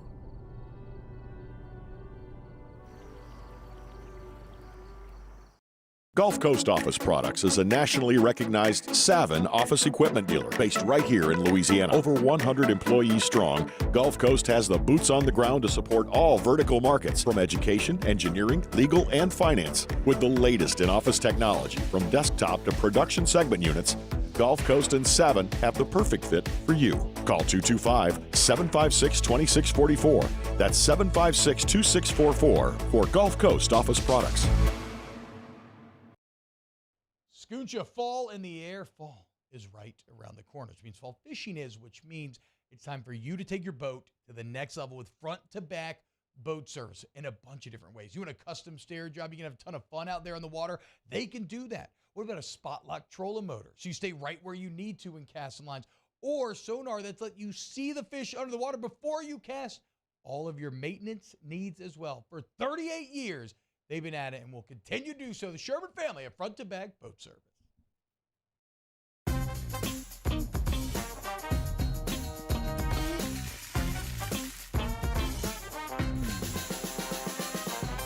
The best kept secret in town is out. Discover Tallulah at the Renaissance Hotel on Bluebonnet.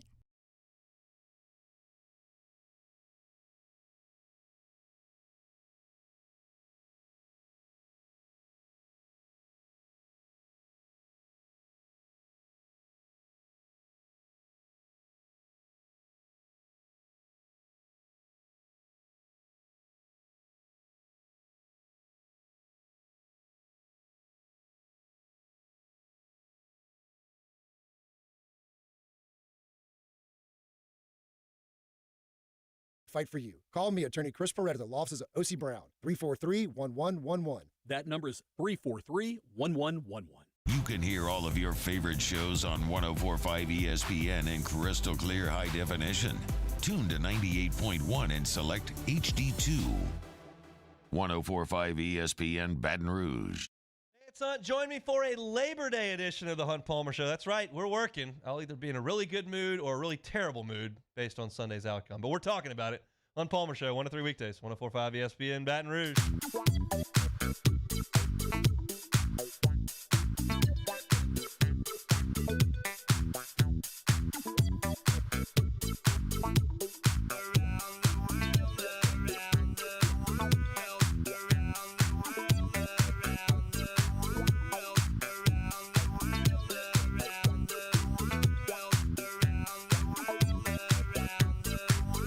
All-Star Toyota presents Off the Bench with Hester and T-Bob. ESPN Baton Rouge, New Orleans, Alexandria, and 1130 The Tiger. Jake, what was your biggest single disappointment in the game? Well, that list is long and distinguished. Honestly, I mean, I could go the passing yards. I could go 0 sacks. I could talk about the fumbled punt. But I think how quickly you look like you tapped out. Yeah. That's probably my biggest disappointment. Certainly the way this game played out last year, 17-3, you find your way back into it when it looks like that you don't have a way back. And I think of guys like Jeray Jenkins, who scored a couple touchdowns in that game and just kept fighting and kept fighting and kept finding a way. That was probably the biggest disappointment to me. As like we've played in games, I mean, like this. I mean, even when we won a lot of games, obviously, but we had games like this, and it's like till the very end, you saw maximum, and I didn't see that, and that was disappointing. Yeah, man. Again, I'm excited to watch the film because I want to look at what I feel about the conditioning level of this team, because toughness a lot of times is bred in the weight room. And I know I'm getting old, and I've gone full old man here because during the commercial we were just complaining about analytics and science. But I feel a little bit out of my old man heart today, where it's like, you know what we didn't do? Measure output load relative to the heat and the weight and blah, blah, blah, blah. You know what you did? You just ran 32 110s every Monday because you were fat and you didn't make your times. And eventually you weren't so fat and you got tougher and you made your times, right? Like, and I know that's dumb. I know that's dumb. I'm not advocating for it. But I was not impressed with the toughness and or condition of this football team last night. And that's bred over the summer and the spring. Let me try to play devil's advocate in this conversation. Is that because of where the roster still is to some extent, or is it fully on the effort portion of it? No. I mean, that's fair. That's completely fair. Like we said, the secondary was a problem. And again, it proved to be a massive problem. We said running back was a problem, proved to be a problem. We said Florida State was really good. So yeah, no, you're right. That's why I know I'm just an old man a little bit, just leaning into my feelings here. Yeah, I mean, same way. Like T-Bob, you're not on this island by yourself. I'm also the same situation. I mean, we just had the conversation too. Yeah, rushing 3 and dropping 8 and then giving up 3rd and 12s and 3rd and 15s, that was about made me lose my mind. A little soft ass zone, boys. It did make me lose my mind. A little soft ass zone, boys. And then look, man, my biggest disappointment, Mike Denbrock. I'm sorry, man. You got more athletes than you've ever had in your coaching career, and you can't get anything consistent out of them. You look behind the times. You feel behind the times. And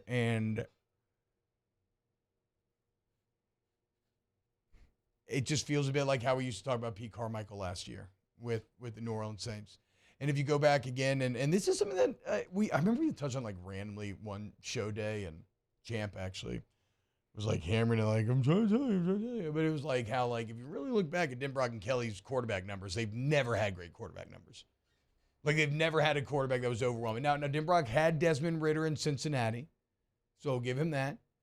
But it's feeling more and more like it's almost like the exception to the rule. And I'll also say this. And no, I'm not saying, okay, Maverick says, oh, God, we're about to start the BK inherited a mess. No. I'm not giving a free pass. They should have fixed it. Yeah. They should be better in the secondary.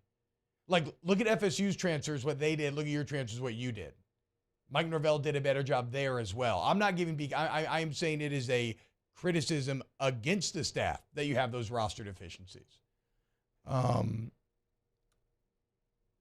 But yeah, I think I don't know. I get a bit worried when you look back in the Denbrock Kelly eras at Notre Dame, and granted it was a different era of football a little bit, and you were trying to win in a more old school way. But again, you don't have a ton of evidence from which to show that, like, oh, no, this guy can create a truly threatening offense.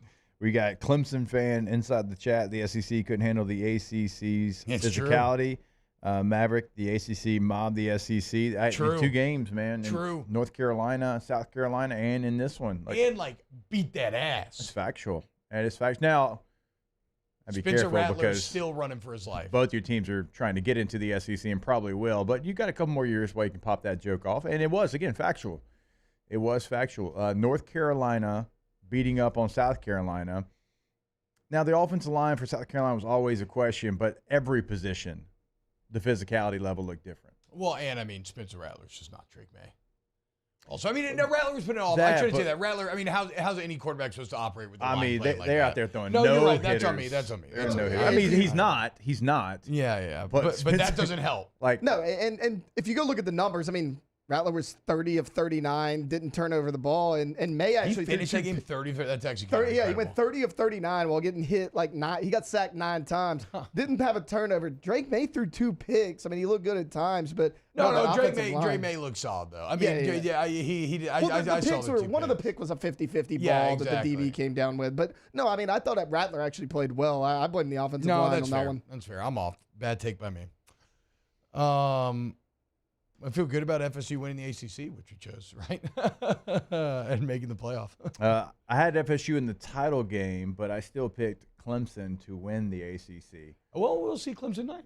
A little Clemson Duke action. Yeah. I forgot. We do got another I game. can't wait. Wash this bad taste out of my mouth with football that I don't live and die with. We do have another game tonight, but Yeah. I still feel very confident that those are the 2 teams in the ACC championship game. And week number 4 at Clemson just got heightened. So we don't think that UNC showing, though, kind of like a redistrict? Because it felt like to me they were kind of, middle fingers gripping my balls like, F all y'all, none of y'all want to talk about us in the offseason. It puts them in the conversation. Now, you weren't in the conversation as much in the offseason because you were historically bad on defense. Shout out to my guy Chiz, though.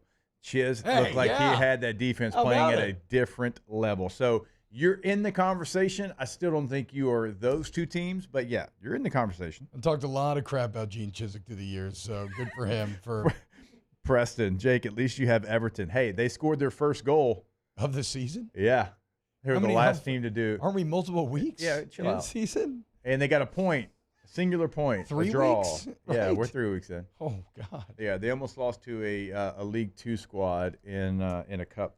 Daniel Basham, thank God FSU didn't have a week 0 game, right? Yeah, exactly. They didn't need one. They came in ready to play, ready to execute at a high level. And again, another fear that came to pass. Remember last week when I talked about how every reason that we talk about for why Jaden Daniels should be vastly improved, that every single reason Jordan Travis also had, only with a much better foundation to pull from? Well, you saw that on Saturday. Though again, I'm leaning more and more. I mean, I'm gonna watch film and see how I think about Denver, because I'm leaning more and more on. Or how after talking this out, I just in replaying the game I had last night, I just don't. Yeah. Ooh, I want to you have a masterclass play caller in Norvell, and then somebody who just looks old in Denver. Like I said, it's starting to load a little bit here, and so maybe during some of these breaks we can watch a few plays, watch a few different personnel, schemes, alignments, all that stuff. But, I mean, just the thing that's frustrating, like, about not adjusting is, was it that difficult? Like, we're giving Norvell, and look, he deserves a lot, but, like, all he did was put 2 backs in the backfield and, like, split shotgun. And that looked like it was mind-boggling to the defense. You know what I'm saying? So, I want to give you Shouldn't credit. get a free pass either. Like the defense, like we kept saying, NFL guy understands matchups, understands how to manipulate matchups. Didn't look like it. He got manipulated. When they put Jaheim Bell in the backfield, it was like they had never seen that before. And then Florida State just kept giving you enough, and Jaheim Bell wasn't really doing anything. It was more he was a decoy, and then he wasn't, because fake block, down the sideline, hit him on the wheel, touchdown, and then he gets a carry. So, I mean, just time and time again, you're like, yeah, they're changing some things up, but why are you not adjusting to the changeup? I mean, Florida State went 3 series where they featured that personnel and that alignment and that scheme.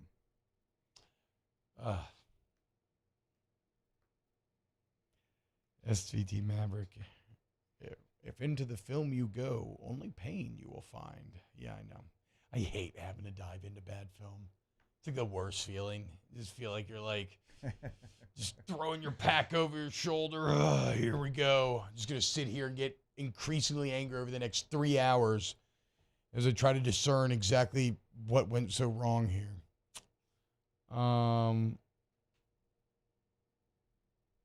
Did anybody at least win on like the DraftKings Sportsbook app this weekend?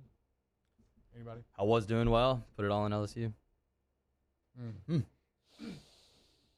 Again, I got burned that way last year. Weren't going to get me again this year. Yeah. What about you, Taylor? Anything? No.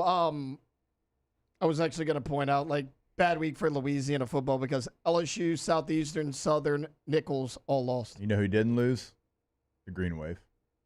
Oh, that's true. Tulane looked That's true. awesome. There you dude. go. There's a positive. We got Shout the out helmet Brad. on the Did he desk. throw like 4 touchdowns or something? Yeah. Only had one incompletion, I believe. Damn. And South Alabama's good. Yeah, say now, Bo. It was a good win for old Willie. Say Willie. So, but look, I do want to remind you that, here's hoping next week gets better on the DraftKings Sportsbook app. You download it today. And if you're a new customer, remember, use that promo code Baton Rouge. This week, it's got to do with the NFL. With the NFL coming back, DraftKings official sports betting partner of the NFL, you bet $5 on any NFL game, any NFL bet, $5.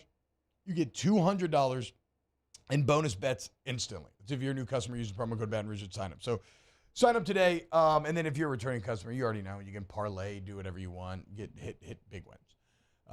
So you must be 21 or older, physically present in Louisiana. Select parishes only. Bonus bets expire 7 days after issuance. Eligibility and deposit restrictions apply. Terms and sportsbook at DraftKings.com/football terms. Licensing partner Golden Nugget Lake Charles. Gambling problem? Call 1-800-GAMBLER 1-800-426-2537. All right, we'll continue to get your comments. Continue to Pratt's on the beans, man. I agree. What's Joe Brady doing? No, don't do that. Why not? Dude? What's he doing? That's all I'm saying, dude. Just call him. Quarterback coach in Buffalo. Coaching Josh Allen, loving life. Just send a little text. No, we tried to. Say Jables. What's going on, baby? When we get back, more to it. Off the bench with Hester and T-Bob. Go to All-Star Toyota Baton Rouge, All-Star Toyota of Baton Rouge.com. That's the website. Right now, there's a Toyota national sales event going on. You can check out all the great deals on the site, or you can go see him in person. And you go to that dealership, look, you're going to find your next Toyota. When you talk about a Toyota, you talk about a vehicle that will stand the test of time. Whether it's sedan, the Tundra, Sienna, minivan, anything, Tacoma, a little tinier truck, great for work, whatever the case may be. Whatever you and your family need, it's all there at All-Star Toyota of Baton Rouge. It certainly is, and it is there if you're buying new, if you're leasing, or if you're renting. Per day rental prices, we always tell you check those out on the homepage. Just like on the homepage, you can go down to new, you can click Build Your Toyota. So you can add whatever that you want to add. You can also take away, if you're like, I won't use that feature on my vehicle. You can take that away. It is what you want. I mean, if you want the Murdered Out Mini, if you want the Stormtrooper look, whatever you want, it's right there at your fingertips. All-Star Toyota, BatonRouge.com. In times of need, get a full list of phone numbers, websites, and other important emergency information on the Demco Stormwatch page at 1045ESPN.com. Life in Louisiana is a song. A symphony of sound, colors, and movement. Life is here, now. For life's moments, big and small, always there. The right card, the right care. There it is, the extra mile, on the border of expected and extraordinary, for those willing to go further, like vans customized for work or play, with safety and tech to keep you connected. Supported by a 5-star sales, service, and finance team, and backed by the 1-star you know. So go the extra mile. It's never crowded, because so few have what it takes to go there. Mercedes-Benz Vans. The Windsor Senior Living Community in Mandeville, Louisiana is a beautiful, vibrant apartment community geared toward seniors. They are nestled right in the heart of Mandeville, where seniors live a more carefree lifestyle in spacious apartments with the peace of mind that comes from having a little extra help. Call the Windsor at 985-624-8040 to schedule a lunch and tour. Come see how the Windsor can be your passport to peace of mind. I've been doing business with Luba for 25 years. They're dependable, trustworthy. It's just the attention to detail with our clients. Our folks have years and years of experience. They're highly trained professionals. But many companies have that asset. What I'd like to think makes Luba a bit different is that we use those talents in a way that truly is dedicated to serving the needs of the folks who depend on us. Want more customers? Running Boards Marketing can help you get their attention. Imagine your brand's message on a giant LED billboard truck that can't be skipped and is nearly impossible to ignore. Running Boards Marketing is the leader in effective and affordable advertising on digital mobile billboards, which are 2 times more effective than traditional billboards. With a 97% recall rate, you'll leave a lasting impression with your customers. Visit us online at runningboardsmarketing.com so we can drive your message to where the people are. Dylan Cruz here to tell you about Six Rings Baseball and Softball Camp. If you live on the North Shore and play ball, go to Six Rings Camps with former LSU assistant coach Dan Canaveri. His knowledge is second to none, and your child will improve and have fun doing it. Camps were held at Coquille Park and Six Rings Academy in Covington with 4 sessions over the summer. Full day and morning only sessions are available from ages 7 to 13. Go to sixringsbaseball.com or call 985. Moscona inviting you to join us for Monday's AFR, presented by Relief Windows. Yes, it's Labor Day, but it's the day after the Tigers and the Knolls, so we'll be here recapping Sunday's action. Join us Monday, 3 to 6, 104.5 ESPN Baton Rouge. And dreams are city lights. Oh, yeah. Oh, you're the one I used to idolize. I knew it wasn't right. Addicted to this high. Addicted, so I don't say a word while we dance with the devil. You brought a fire to a world so cold. We're out of time on a highway to never hold on. All-Star Toyota presents Off the Bench with Hester and T-Bob. ESPN Baton Rouge, New Orleans, Alexandria, and 1130 The Tiger. What did Tim Brando say, Mario? Say it on air. Okay, 1 second. Let me pull up a tweet. Very old man take by our guy Okay, Tim while here. you're pulling it up, I hate that little kid from last year that said you can't spell LSU without the L. It's going to have power over me till I die. It's such a dark but true thought. Like, you're not going to run into FSU again in a big moment like this. Until I'm probably dead. And I'm going to be like dying, and my last words are going to, hey, LSU, no. LSU without the L. I'm going to be on my deathbed, and he's going to be like the doctor taking care of me, and he's going to walk in and just say it one more time, and then I'm going to die out of shock and shame. Okay, go ahead. All right, I'm not reading all of this, but the summary is some of my longtime media friends, have noticed a fandom from them over the weekend. It spread like wildfire in this age of podcasts and online shows. I get that, frankly, learned to live with it. However, when mainstream platforms and at home, that's local TV and radio, that's us, goes that route, it's never good. Everyone overreacts to week 1 in college football, but the line between what's real and what's not in sports media gets more blurred every day. Okay, actually, I mean, look, Tim's right, but that's kind of the thing is like, this is entertainment. Yeah. You know? I mean, it's a very disappointing loss. I don't think anybody's ever reacting. I'm just saying this greater complaint about fandom starting to affect media. It's one of those deals where like, it's just how it's how it's all evolved. It's life, yeah. It just is what it like. He needs to get over himself. Well, it's just like yelling about like new technology or the market's changing or something. Like it's just quite simply how things have broken. This is kind of one of those like. To be clear though, I never claimed to be a journalist. Like I only claim to try to be an entertainer. So I want to overreact. I'm going to like you put it in front of me.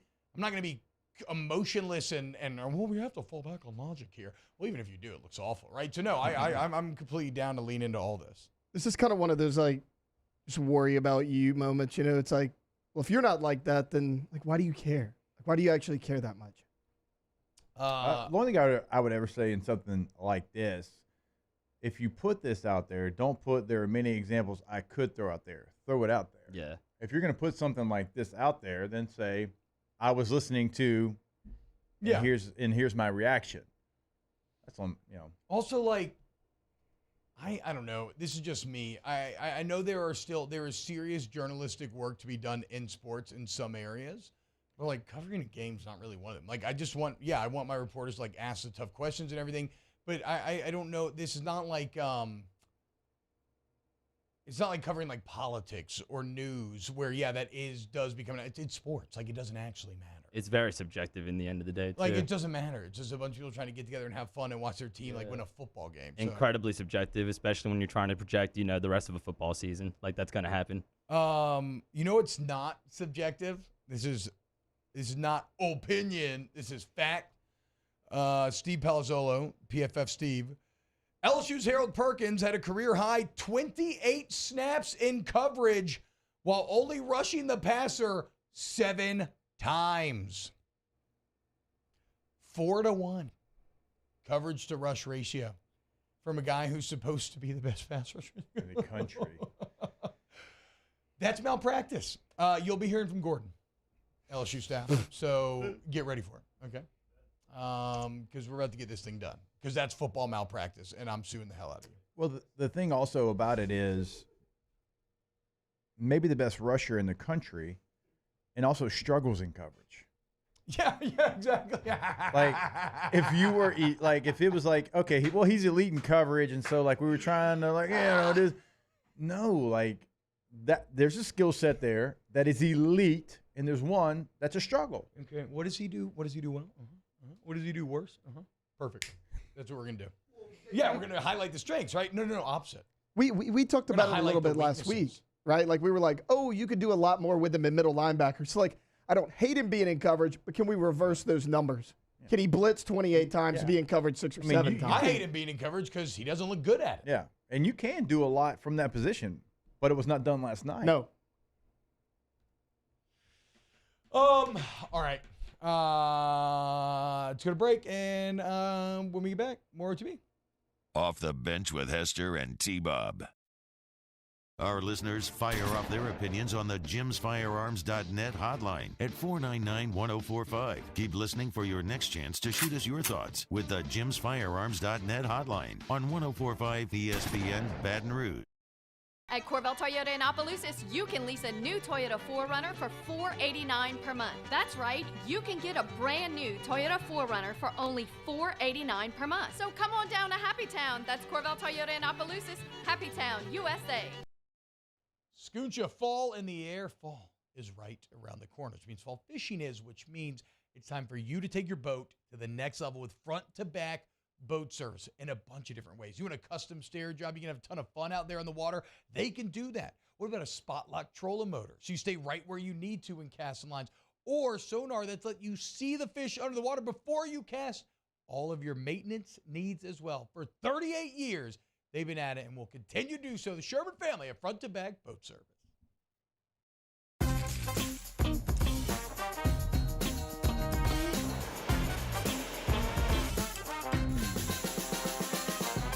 The best kept secret in town is out. Discover Tallulah at the Renaissance Hotel on Bluebonnet. Bayou Chrysler Dodge Jeep Ram has $12,000 off MSRP on new 23 Ram 1500 trucks, all with Bayou's 1 million mile warranty.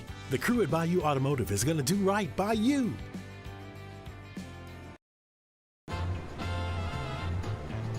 Officially, it's a fridge full of beer. Unofficially, it's free AC. Coors Light, the official beer of everything unofficial.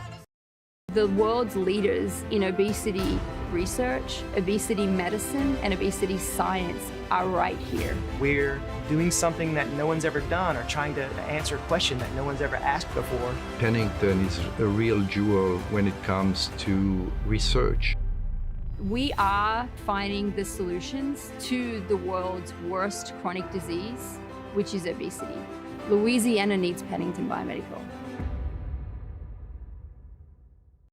Follow us on Twitter at 1045ESPN to cast your vote in the Citizens Bank and Trust poll of the day. Vote daily inside Off the Bench, live at lunch, Hunt Palmer. And after further review, Citizens Bank and Trust brings you the poll of the day via Twitter at 1045ESPN. Would a couple that just came from a couples massage have any use for the massage seats of the Infiniti QX60? Yes, it appears they would.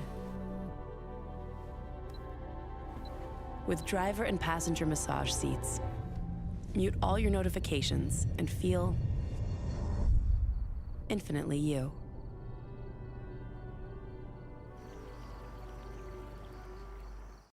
Gulf Coast Office Products is a nationally recognized Savin office equipment dealer based right here in Louisiana. Over 100 employees strong, Gulf Coast has the boots on the ground to support all vertical markets from education, engineering, legal, and finance. With the latest in office technology from desktop to production segment units, Gulf Coast and Savin have the perfect fit for you. Call 225-756-2644. That's 756-2644 for Gulf Coast Office Products. Scooncha, fall in the air. Fall is right around the corner, which means fall fishing is, which means it's time for you to take your boat to the next level with front-to-back boat service in a bunch of different ways. You want a custom stair job, you can have a ton of fun out there on the water. They can do that. What about a spot lock trolling motor? So you stay right where you need to in casting lines. Or sonar that's let you see the fish under the water before you cast. All of your maintenance needs as well. For 38 years, they've been at it and will continue to do so. The Sherman family of front-to-back boat service. I've been doing business with Luba for 25 years. Join me for a Labor Day edition of the Hunt Palmer Show. That's right, we're working. I'll either be in a really good mood or a really terrible mood based on Sunday's outcome. But we're talking about it. Hunt Palmer Show, 1 to 3 weekdays, 104.5 ESPN, Baton Rouge. Wasting away again in Margaritaville, searching for my lost sugar salt. Some people claim that there's a woman to blame, but I know All-Star Toyota presents Off the Bench with Hester and T-Bob. ESPN Baton Rouge, New Orleans, Alexandria, and 1130 The Tiger.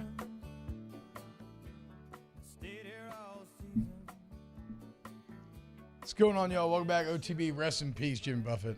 Just more crap to add to the crap pile. It was yesterday. Malik One Gaming. Just being honest, we were beat by the better team. Else will be fine. Nobody in the website's band will give us trouble. Like every other season, our game versus band will determine the playoff fate. I don't agree that you can sit here and say that no other team will get you trouble. I'm not like, 8-4 or whatever, but I mean 9-3 feels like what this team is, which is not bad. But this is a chip. But it's like when we talk about any of these big teams, you're judged off of a different metric. 9-3 for a lot of teams, good, right? But relative to expectation level for LSU this season, that's far short. Yeah.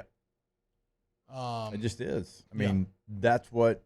So you build upon a year ago, and a year ago you won 10 games. Now you lost 4, it's 10-4, but that's what you did. You went out there and you won the West, and so the expectation is going to build, and you want it to build at a place like this. Like 9-3 should never ever be good enough. Yeah. Like it's not falling off a cliff. It's not like, oh, you get fire everyone. It's not that, but you strive to be at minimum a 10-2 New Year's Six bowl team. Yeah, and 9-3 can get you in New Year's Six. So like, don't be wrong. I wonder if it'll get you in the. I doubt it's going to get you in the playoff. In the playoff era, it feels like 2 losses in the 12-team playoff eras, but that's going to max out. Yeah. Yeah. So it's not. I mean, 9-3 is not the. And even 9-3. I mean, to go only 2 losses from here on out with in Tuscaloosa on the schedule, which is basically feeling like an L right now. We'll see. We'll see. Half Spanish Ramada says, maybe we get Corey Raymond at a discount during the Napier fire sale. That's funny. That's funny. That is pretty good. I know LSU fans shouldn't talk much smack, but Sunbelt Billy is a nickname for Billy Napier. Was a nickname I heard a lot over the weekend, and I thought that was hilarious. Yeah, that's what the people, yeah. Green Z, T-Bob, we got rid of Tommy Moffitt for the new age of strength and conditioning. I don't know about y'all. We look gassed and soft as hell. I mean, I did think that you look soft. And again, this is all tough because, like, maybe are you gassed or did you give up or were you soft or were they just way better than you, right? Because, I mean, that is the other part of this is, like, Florida State's better than you and a very good football team. Remember, we just saw it last week. PFF had Jordan Travis Heisman, Jared First Nagurski, Mike Norvell Coach of the Year, and then had them with the best running back prospect in all of college football, and had top 10 O-line, top 10 D-line, top 10 corners, top 10 secondary, top 10 wide receivers. And all that came to pass. Like, that O-line looked great. The D-line looked really well. I actually thought LSU's O-line held up good in pass. They were awful running the ball, but, like, that would be a positive. I would say that's a very good defensive line that LSU blocked in terms of getting Jaden time. And when you had your chances against those units that we're talking about, again, you didn't take them. Like, you had chances. Yeah. And you had moments, and then you don't take advantage of them. And then a good defensive line, knowing that you have to throw the ball, because, one, you can't run the ball. You really never committed to running the football. And because of the score, like, they're going to have advantages. So for that reason, you actually probably held up better than would be expected. I mean, you know this. You played offensive line in a game like that. It's like once they realize there's no threat of a run, well, then it becomes even harder. Yeah.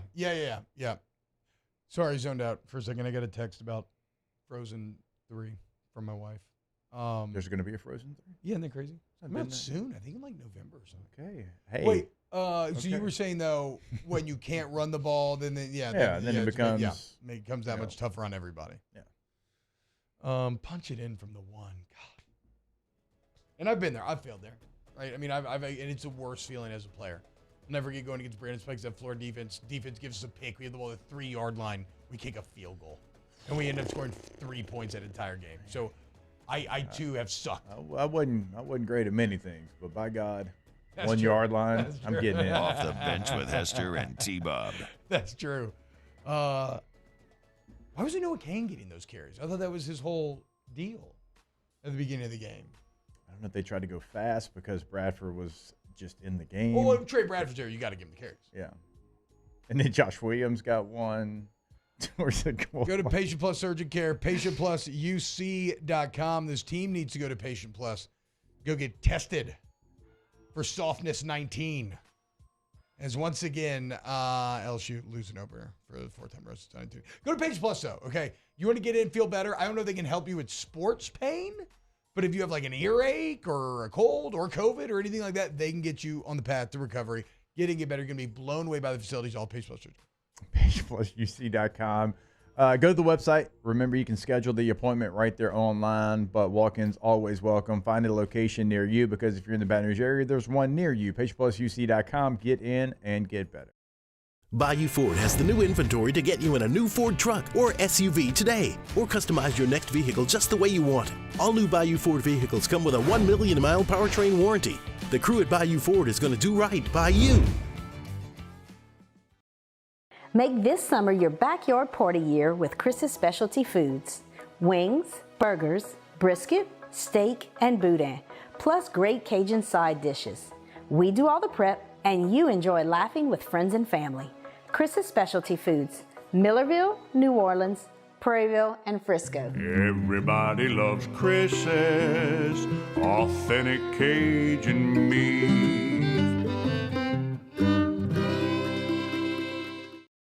Dylan Cruz here to tell you about Six Rings Baseball and Softball Camp. If you live on the North Shore and play ball, go to Six Rings Camps with former LSU assistant coach Dan Canaveri. His knowledge is second to none, and your child will improve and have fun doing it. Camps were held at Coquille Park and Six Rings Academy in Covington with 4 sessions over the summer. Full day and morning only sessions are available from ages 7 to 13. Go to sixringsbaseball.com or call 985-206-9096.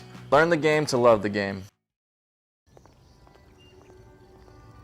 Would a couple that just came from a couples massage have any use for the massage seats of the Infiniti QX60? Yes, it appears they would.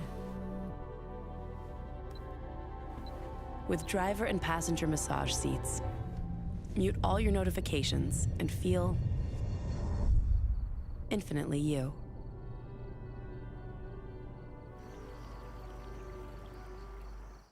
Gulf Coast Office Products is a nationally recognized Savin office equipment dealer based right here in Louisiana. Over 100 employees strong, Gulf Coast has the boots on the ground to support all vertical markets, from education, engineering, legal, and finance. With the latest in office technology, from desktop to production segment units, Gulf Coast and Savin have the perfect fit for you. Call 225-756-2644. That's 756-2644 for Gulf Coast Office Products. Scooncha, fall in the air. Fall is right around the corner, which means fall fishing is, which means it's time for you to take your boat to the next level with front-to-back boat service in a bunch of different ways. You want a custom stair job, you can have a ton of fun out there on the water. They can do that. What about a spot lock trolling motor? So you stay right where you need to in casting lines. Or sonar that's let you see the fish under the water before you cast. All of your maintenance needs as well. For 38 years, they've been at it and will continue to do so. The Sherman family of front-to-back boat service.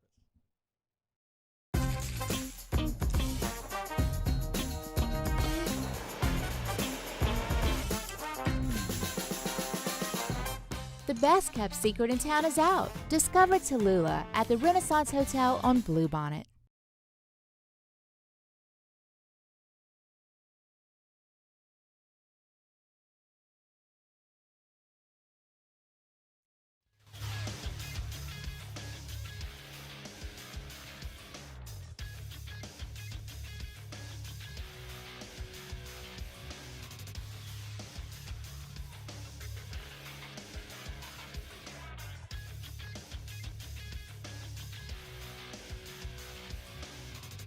Good morning, everybody. It is 9 a.m. on Monday, September 4th. Today in Baton Rouge, expect cloudy skies with a high of 93. Coming up on OTBOT, Holden Mayo joins the show at 9:15.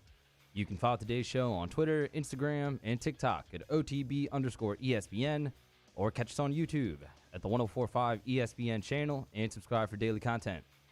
OTBOT, live from the Mercedes-Benz of Baton Rouge studio, starts now. All-Star Toyota presents Off the Bench with Jacob Hester and T-Bob Hebert. Yeah. Off the Bench with Hester and T-Bob. Hey, P, they said I got to come off the bench. All-Star Toyota presents Off the Bench with Hester and T-Bob. Yo. What's happening, y'all? Welcome back, OTB. Think Dorian's finally get some revenge on PB? He should. Yeah. He should. I mean, then look, I'll have to take my lumps on pre-gaming the SEC on Wednesday because I threw some strays out there on Friday. Yeah, for sure. Some strays. I'll remind him that, I think I had, only 3 of my 5 children last time Florida beat LSU, but still, I threw a lot of strays out there. I'll catch them back on Wednesday. You should, what do you do? Like, subscribe, and all that jazz? Yeah. Yeah, to pregame in the SEC. Yeah, check out Pregame in the SEC. Very good pod with Chris Dorn and Jake Hester getting you ready for the SEC. Who'd have guessed? Wait, so quick sojourn here. Just a little side road for a second from LSU-FSU. Streets are saying Zachary's afraid of John Curtis. What happened here? No, yeah, I was just reading about it during the break, and we're going to have to get more information. I read it from Crescent City Sports, so that's obviously like the New Orleans perspective of things. Okay. But what I read was they're interviewing JT Curtis and Zachary. So they went to Zachary last year. It's like a little home and home. Okay. Yeah, makes sense. They didn't want to play on Thursday or Saturday. Who? Zachary. And John Curtis was like, that's fine. Why? They just didn't want to? Yeah, I don't know. I didn't. And then, but they were able to schedule it on a Friday. Keep in mind, like the field out there, a lot of the New Orleans teams like share fields or whatever, and they're like, okay, we were able to rent it this day, this time. Like, we're giving you the same amount of money that you gave us to go up there last year and all that. And right now, Zachary has said no, and the game is canceled. Damn, so there's just a general softness in the area right now then. Apparently, there's a general cowardice in the area. There's probably a little more info, but yeah, that's as of right now, that's kind of how it's looking. Bad luck, Zachary. If you have the Zachary perspective, give it to me because that all sounds awful. Like, I want my head coach to be like, I'll play whenever, wherever. Yeah. Not, I want to play on Thursday or Saturday. Well, if you had the return trip too. Yeah, you already you already had the You already home had game. it. Asking them to call him 2 years in a row and like Yeah. demanding it makes you look like not good. Well, because I mean, they're both massive programs, Yeah. and so like Well, it's home supposed to and be home. a big game, Yeah. And like JT Curtis, he's like 5 wins away from breaking the all-time record. So like, it's a big game for him personally. The two programs are powerhouses. Like a lot of people Like probably all wanted time to in see the that state, game. or No, like all time nationally. High school. Oh wow. Wait, what? Yeah, he's 5 wins away. Oh, for being ever? Oh, Yeah, whoa. for tying the record. He's 5 wins from tying it. Shout out. Yeah. Brian Bird says Wingo and Jefferson were bright spots. Yeah, Jordan Jefferson looked good, I thought. I mean, I don't know. I'll know more about line play after film. Yeah, Wingo was straight dominant. Yeah, we knew that, obviously. Yeah, and then they were like, okay, you're not getting singled up. No. Rest of the game. Yeah, you mentioned him earlier. 13 made a big impact. He was in the backfield. Yeah, a lot. Braden Swinson, Oregon transfer. He did well, very well. Briley says, the truth of last night is that the media in Vegas vastly undervalued FSU, while all non-FSU fans simultaneously decreed FSU was overhyped. Turns out the Noles are what Noles fans said they were. I don't know that I agree with this. I think LSU was overhyped was a problem. I actually don't think Florida State's undervalued. Like, everybody's choosing them to win the ACC and top 10, and we talked about all the pre-FF, previews and everything, and Phil Steele, like everybody knew Florida State was awesome. You expected LSU, with all the returning pieces, with Brian Kelly, to be better. So to me, it wasn't about undervaluing FSU. It was about overvaluing LSU. Yeah, you were expecting this game to come down to the wire, come down to a play here or there. Like almost everybody that I talked to, even if they picked Florida State, same situation. If they picked LSU, same situation. Like the only person that I saw maybe with a wild take was our guy PB, who said LSU by 10. I was like, oh, okay. Sure, Yeah, sure. But what was his logic for saying so? Was BK Exactly against Norvell? Exactly. I don't remember a lot of out there in the media, like on off campus, like it was split, 50-50 Florida State, LSU, who was going to win this game. I didn't feel a lot of undervalue for Florida State. I mean, they returned the second most production in the country. I think you thought it was going to be such a close game. The margins were going to be some of the adjustments the coaches made, and that's what didn't happen. We thought you were going to have 2 championship caliber teams doing battle, right? We talked about it. 2 featherweights last year that hit the gym in the offseason and came up looking like some muscly heavyweights. But you, again, you saw 1 championship caliber team, Florida State. Trey Guy, T-Bob Jake, how does the beatdown affect recruiting? Does LSU still have a shot at Bryce Underwood after such a embarrassing loss? I don't know who Bryce Underwood is, but not that much. This sort of stuff never has, like a single game does not have that much of an effect on recruiting ever. I mean, you lost the top player in the state, edge rusher from Acadiana to Texas A&M a couple of days ago. I did see that in the recruiting world, but to T-Bob's point, yeah, I mean, it's not, this team lost 1 game in the fashion that they did, so we're jumping off the recruiting train. That's not typically how recruiting works. No. After doing a little bit more research on multiple articles, it looks like last year when they were doing like the initial contract, Zachary wanted John Curtis to go play there twice in a row. And initially, John Curtis said yes because they couldn't secure a Friday spot. Now they have secured a Friday spot, and Zachary's like, well, no, you said you were going to come here twice. And it was something like Zachary never said no. They just didn't return the phone call saying. So it's a little up in the air. Yeah, I think in the contract, the way that I heard it, if they could secure the Friday spot, then it would be in New Orleans. And then once they did is when they didn't get back to him. Yeah, so now it's like they secured the Friday spot, but Zachary's like, well, in the contract it says you're going to come here twice because you couldn't. So we're already preparing for this game to be played here. So it's a little contract dispute. So Zachary, maybe within their legal rights, still soft. You got it home, go play the game. I don't know. That's me. Who won it last year? Was it a good game? Oh, actually, Zachary won last year. Okay. I'm sure it was a good game. I think it was 40-28 or something like that. Okay. Just playing. Sure. Come on, why are you scared then, dog? Just go play him in New Orleans.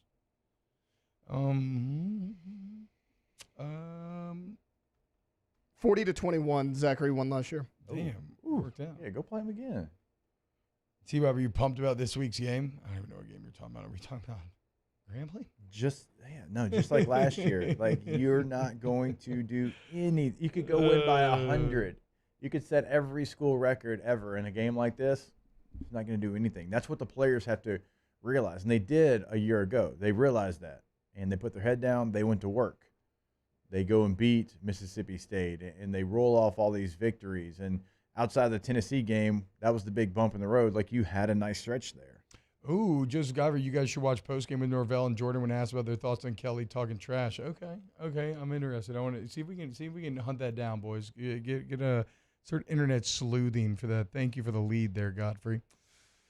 Brambo, LSU didn't give BK a $90 million contract to be good. They gave him that to be championship contender. This season needs to be no worse than 11-2. Look, I again.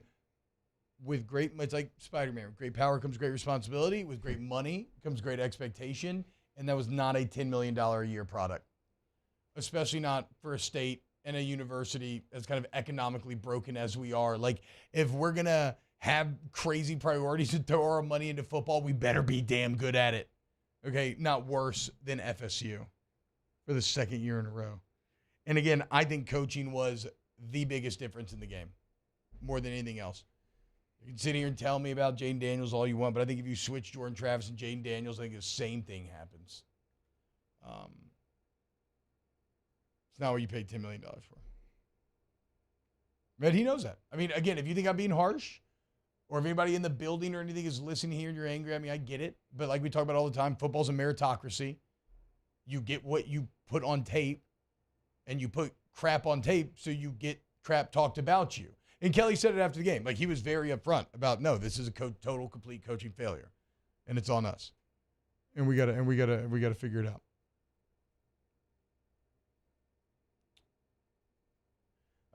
Brambo, LSU needs to finish no worse than 10-2. A 9-3 season is nothing to be excited about. All I know is Coach O went 9-4, 10-3, 15-0 in his first 3 seasons. Yeah, I mean, you got to go 9-3. That is the baseline. Yeah. I think so. From this point on, you got to be 9-2. I would agree with that. And you had some road games, and we talked about them at the time, even before this game. Like a 11 a.m. kickoff in Starkville. You got to be ready for that. Ole Miss will run the football in multiple different ways. If you watch, like, I know who they played, right? I played an FCS team, but very creative on offense. You're on the road. You got to be ready for that game. Yeah. Como, you got to be ready for that game. Like Arkansas coming to your place. So you have to be ready for every one of those games. You can't look down your nose at any of those games. If you do, you get beat. Yeah. No, I agree. Bama Gump, that's 3 of their last 4 we've been embarrassed. That was the accidental stream. But either way, that's kind of depressingly true. 3 of the last 4 times you've seen this football team that got their ass kicked.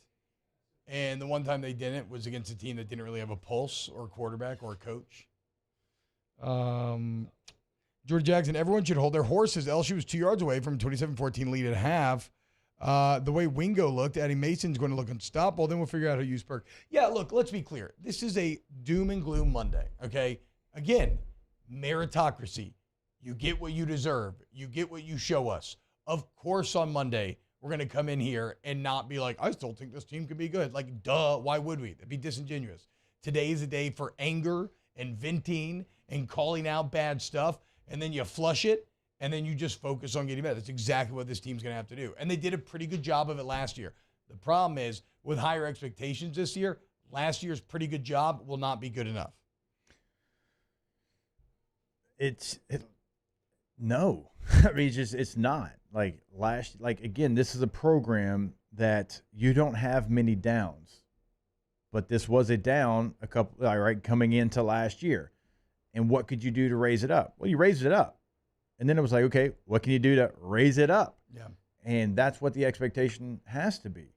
I mean, I don't know off the top of my head what your records wwere at LSU, but I think you had maybe one season that wasn't. Yeah, we had one awful almost season like right a championship level. right. Right. We went 8-5. We had a consistent climb. Started 12-2 or whatever the national championship record was. Then 8-5. Then 9-4 because we lost the bowl game to Purdue. Awful.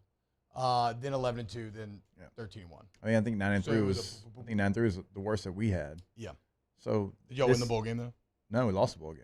Oh, so not, to Iowa on a Hail Mary. Oh, that's right. No, oh, my God, before we had. it was one less game. Yeah, I'm old. Oh, I was so furious, dude. I'm old. I remember watching that Drew game down Tate. at cutoff. Drew Tate, screw you, dude. So, yeah, I mean, that's what this program is. And when you had 2 years that it was not that, you made moves, right? Yeah. I mean, even coming off one of the greatest things we've ever seen, like it's like, okay is not good enough. No. 500 is certainly not good enough. Like 9-3, it's okay. It's okay. But you want bare minimum to have 10 wins. Tom DeMay says LSU don't suck. They'll beat who they're supposed to be. They'll beat Mississippi State, probably Texas A&M, Arkansas, etc. But in the big games, Kelly will lose 90% most blowouts. I mean, I don't agree with the latter part about the 90% most blowouts. Obviously, I also don't agree that you're just going to beat A&M either. And it's not because I'm overly impressed with A&M for what they did this weekend, but I mean, if nothing else, A&M finally was like, you know what? We're going to keep it very simple. We have better athletes. Let's just throw it up to them. Yeah. Like, we're just going to bomb it. And so a positive sign of growth for A&M. And they beat you last year, right? So we can't count that as like LSU's just going to win that game for sure. Marcus Henderson, JD, not the reason we lost, but I don't see growth in his game either. I'll watch film, and I'll have a more refined take on the growth from Jaden Daniels, because I felt like I really felt it early on. Like there was a decisiveness that wasn't there before, but it did seem to wane as the game went on, like everything else did, obviously.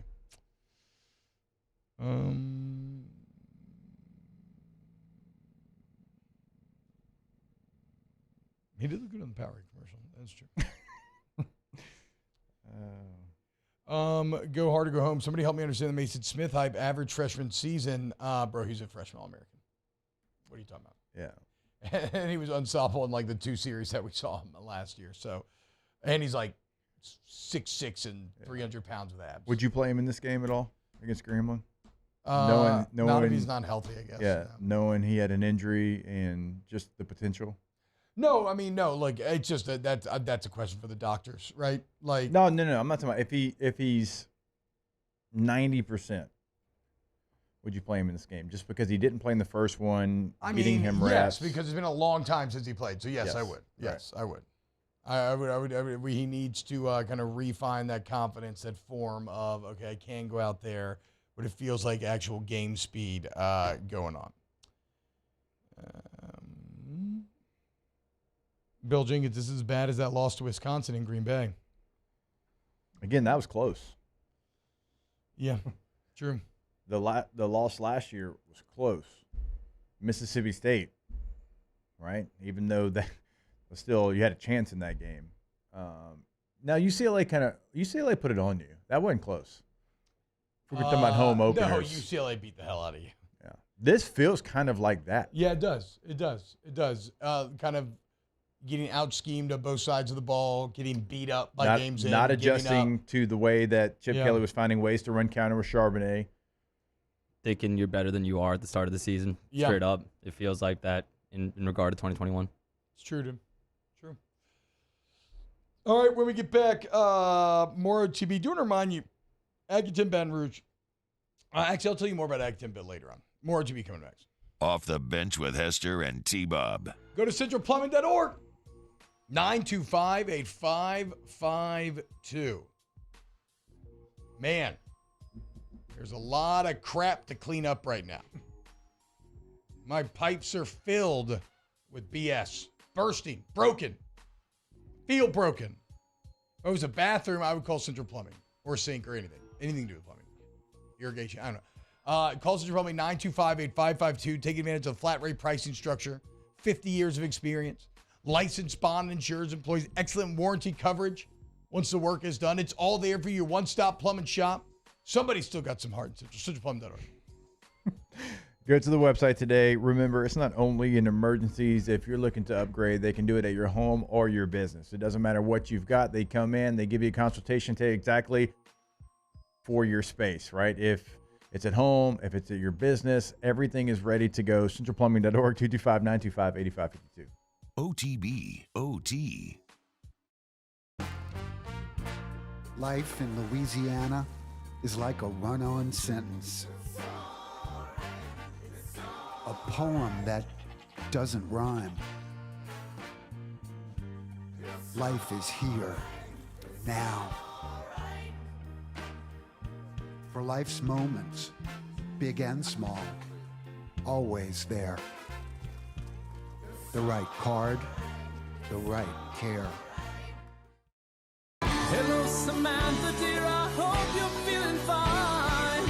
And it won't be long until I'm with you all the time. But until then, I spend my money up right down on my last dime. Come on, live Baton Rouge.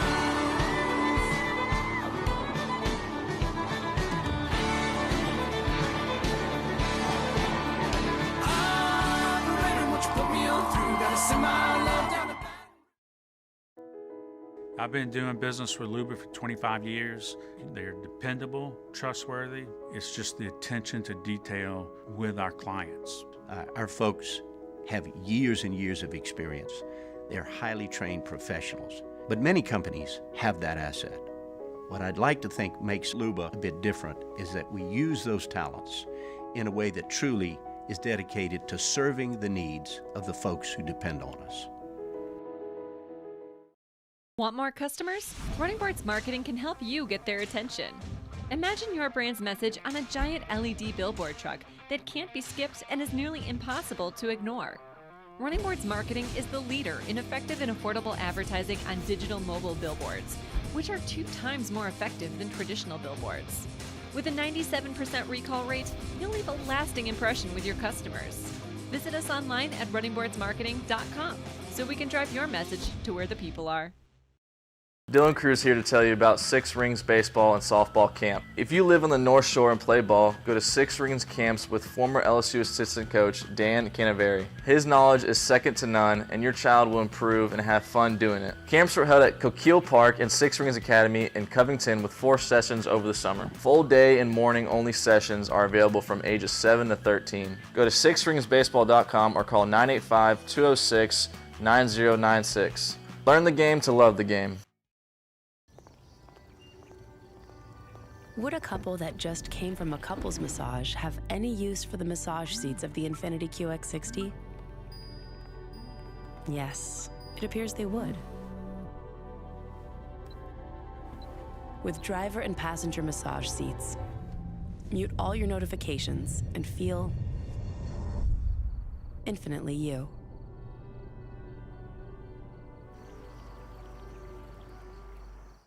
Gulf Coast Office Products is a nationally recognized Savin office equipment dealer based right here in Louisiana. Over 100 employees strong, Gulf Coast has the boots on the ground to support all vertical markets, from education, engineering, legal, and finance. With the latest in office technology, from desktop to production segment units, Gulf Coast and Savin have the perfect fit for you. Call 225-756-2644. That's 756-2644 for Gulf Coast Office Products. Scooncha, fall in the air. Fall is right around the corner, which means fall fishing is, which means it's time for you to take your boat to the next level with front-to-back boat service in a bunch of different ways. You want a custom stair job, you can have a ton of fun out there on the water. They can do that. What about a spot lock trolling motor? So you stay right where you need to in casting lines. Or sonar that's let you see the fish under the water before you cast. All of your maintenance needs.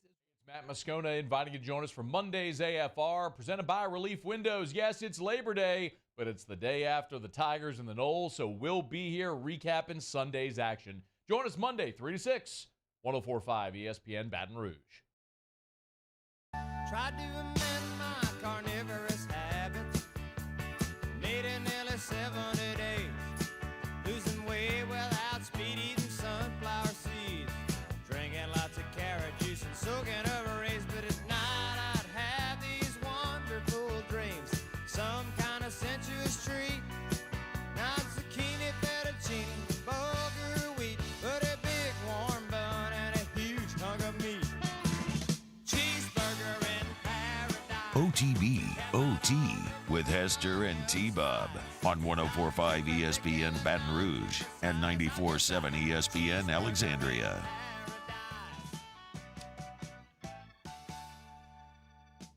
Welcome back, OTB. Just, making it here on this Labor Day. Tradition as old as time. coming in and complaining for 3 hours after Labor Day. Excelsior got their ass kicked over the season. Let's welcome in, as we do every Monday 9:15, our guy, Hold the Mayo, for some spread lines. Mayo, what up, dog? What's up? What's up, man? Heartbroken, you know? You wait a half a year. We age. We see people die. Yep. Lives change. You know what I'm saying? And you only get so many of these. And I was really, really happy to be alive for another one. You know what I'm saying? I feel you, bro. And I just figured we'd be more prepared and not willing to lose. You know, I want to play the best teams. I agree. I don't want to play Grambling. I'm gonna be honest with you. I'm probably not even gonna watch that game. I don't even want to watch it. I want to see us beat the best teams, and this is on Brian Kelly. It's on Brian. There's no circumstance that we should get embarrassed like that in front of the world, dude. You know, they think we a joke now. So, Mayo, you are going to serve as the de facto spokesperson for the Jaden Not the Guy camp, as me and Jake don't necessarily agree. So I'll allow you now the stage to speak on behalf of your people. Yeah, I mean, look, and I think what the biggest misunderstanding when people kind of criticize a quarterback is people think that we're putting it all on the quarterback. That's not the case. But the quarterback is the most important position on the field. So, okay, this guy is number 2 in the Heisman, and this is not his fault. This is the media. He's number 2 in the Heisman race. The whole offseason, that's all we talking about is Jaden Daniels, Heisman candidate. And I even said it last week in the chat, man. I was like, dude, this is awesome. I want it to happen. But nobody has talked about the inconsistencies. Nobody has talked about the games last season where it was just like kind of head scratching. Am I saying that he's a trash quarterback? Absolutely not. This guy will win you 9 games, every single 99 out of 99 lifetimes. He's gonna win you 9 games, and that's great. But that's not what we're here to do. I saw no Heisman memorable plays, so we can throw that in the trash. That's over with. I mean, and it didn't help. The play calling was medieval. It was medieval play calling. Yeah. Overthinking easy situations. Bro, you got a Heisman candidate. You're on the 1-yard line. Yeah, get him out of the pocket. Like, get him on the edge and take advantage of his legs. Like, so here's my thing on what you just said about Jaden Mayo is we did talk about the inconsistency. We just hope that it'd be fixed. And right. But the other thing is, this was not a game like the games you're talking about last year. This was not 89 yards passing. Yeah. You know what I'm saying? Yes. And I guess I would say that's right. And also there was just no, like, I don't know, man, you're the quarterback, bro. So, like, we had 17 points until the last couple minutes of the game. No, that's more fair. I mean, last year you saw him take over the second half. Second half. And right. and will you, like, almost single-handedly back to winning that game. That did not happen. That's fair. That didn't happen, and that's what Jacob said. Like, there was no, like, dude, the second half was punt, interception, punt, turnover on downs, and touchdown to send us to bed. Thank you for that one. We really appreciate it. I didn't even see it. You didn't see it? No. You were down 1. What were you doing? No. I think I was typing. 75-yard touchdown. Yeah, I mean, it was. No, I mean, I know what happened. I'm saying, but like, I literally was so like, checked out, I didn't even see it. Even on that play, you know, it's and Herbie's pointing it out on the broadcast. He's like, they're daring you. They're one-on-one coverage right here. They're kind of daring you to throw this football, and that was there a lot during that night, and you didn't do it. And maybe that is the biggest criticism of Jaden, because that's if like once we review the film, because that's the one thing we wanted to see, right? Is when you have one-on-one, F it, throw it. Yeah, it's like A&M. Right. It's like what A&M did. Now, granted, again, A&M had the kind of security of knowing my guys are significantly better than those other guys. That's not the case against that Florida State secondary. But if wide receiver is supposed to be top 5 in the country, you still got to trust your guys and let them go make a play. Yeah, that's all. Even though I don't know that I feel like the wide receivers would anymore after last night. And I'm not even sitting here saying, hey, man, we need to – I mean, Nussmeier will do it. I've never once said his name. You know what I'm saying? It's just – Yeah, I feel you. Yeah, it's just like, man, the expectations for the growth. It's just like you saw 2 quarterbacks on the field last night, and they were both Heisman. They both were Heisman candidates going into the season. Well, guess what, dude? There was only one that left. Yeah. Me. No, I agree. But and again, my point is that it feels more to me less about the player and more about the setup and the scheme. But, let me watch film and I'll refine. I'll refine it for sure. Yeah, I mean, it was negative every way you looked. I mean, Jaden Daniels had a guy streaking down the field. He could have let him. It would have been a touchdown while he threw it short. Could have had a better ball. Guess what? Double whammy. He drops it. So it's just like there was no. It was rough, man. And like I said in the beginning, man, it hurts to see you get embarrassed, bro. Like on national in front of the world, bro. Like. Right when the game's done, man, they posting the stuff about Brian Kelly, like all the, basically just punking the dude out, bro. And it's just like, that's not Louisiana State University, bro. That's just not to me. Well, it is now. It's 4 years in a row, so. Yeah. It wasn't maybe for a time. Yeah. And it brings me back to how we played against, like, when y'all brought up the UCLA game, it's like, that's what the secondary looked like. Like, more missed tackles than a Walmart door worker, bro. Just no heart, bro. No heart to wrap anybody up, letting big plays happen the whole time. I smoked a cigarette last night. I hadn't smoked one in 7 months. There was no winning for nobody. Oh, no, dude.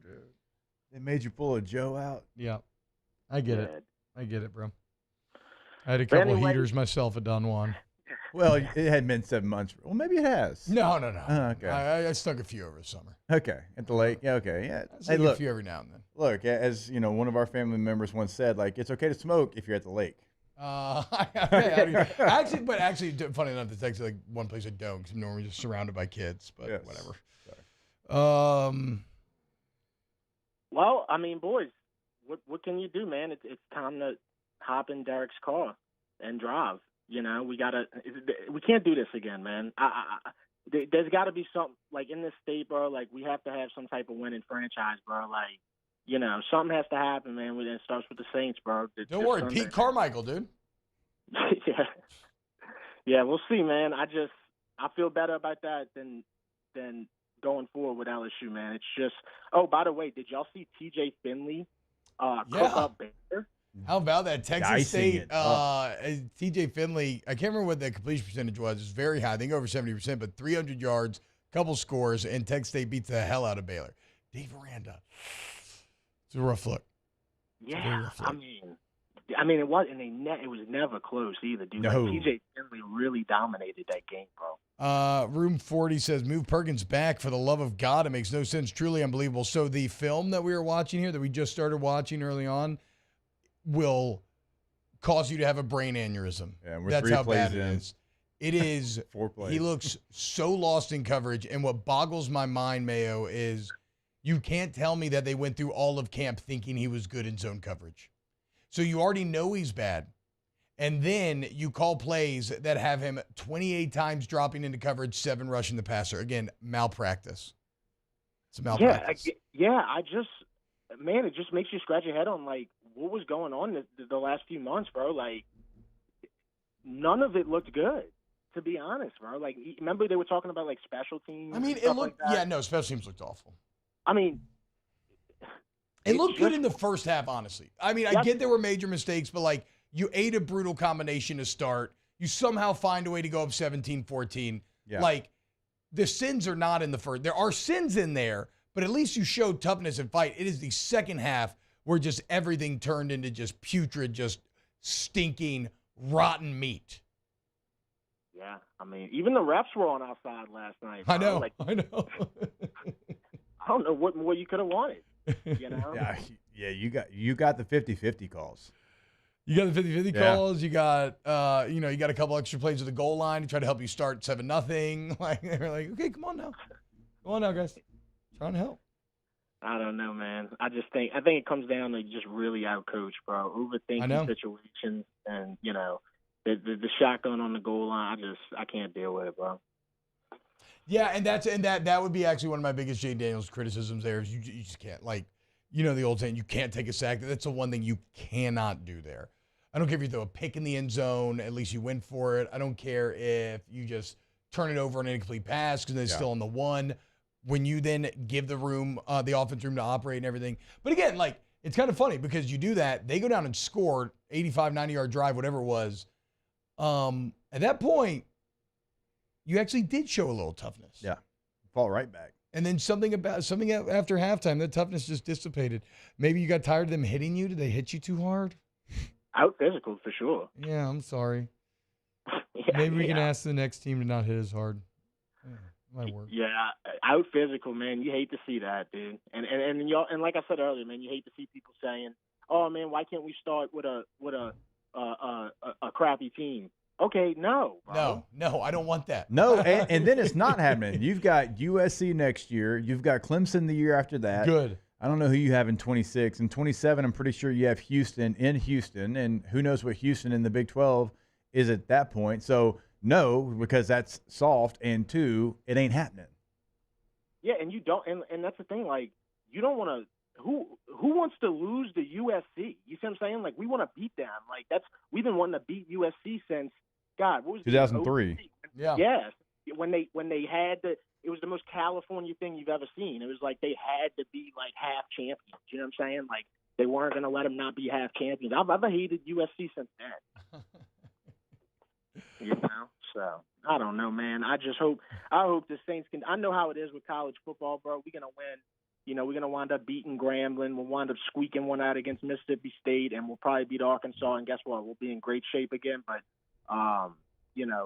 this sucks, bro. There's no other way to sugarcoat it. It definitely sucks, and I'm discouraged. Yeah, so I looked it up. USC in Vegas next year, 25 at Clemson, 26 Clemson at home, and then 27 Houston. Good. So there you go. So anybody saying that, one, again, hate that mentality, but 2, you ain't getting it.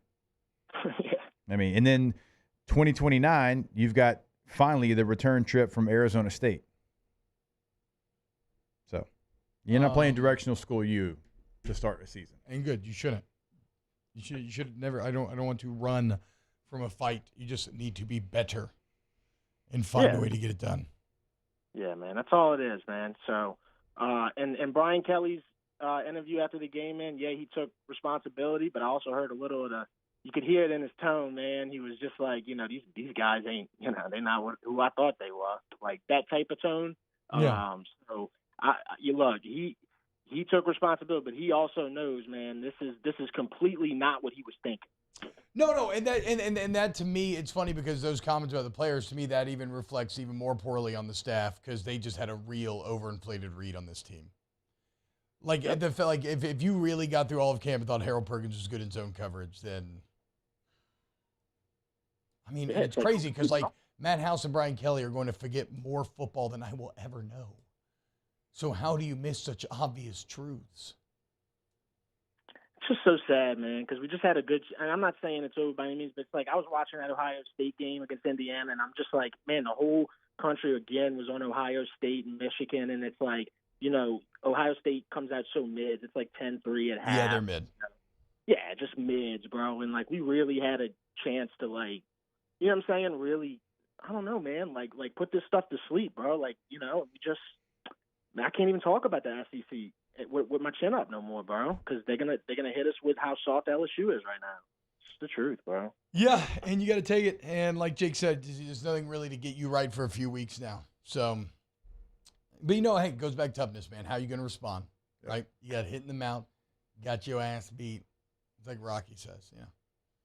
What are you gonna do? Oh, keep coming.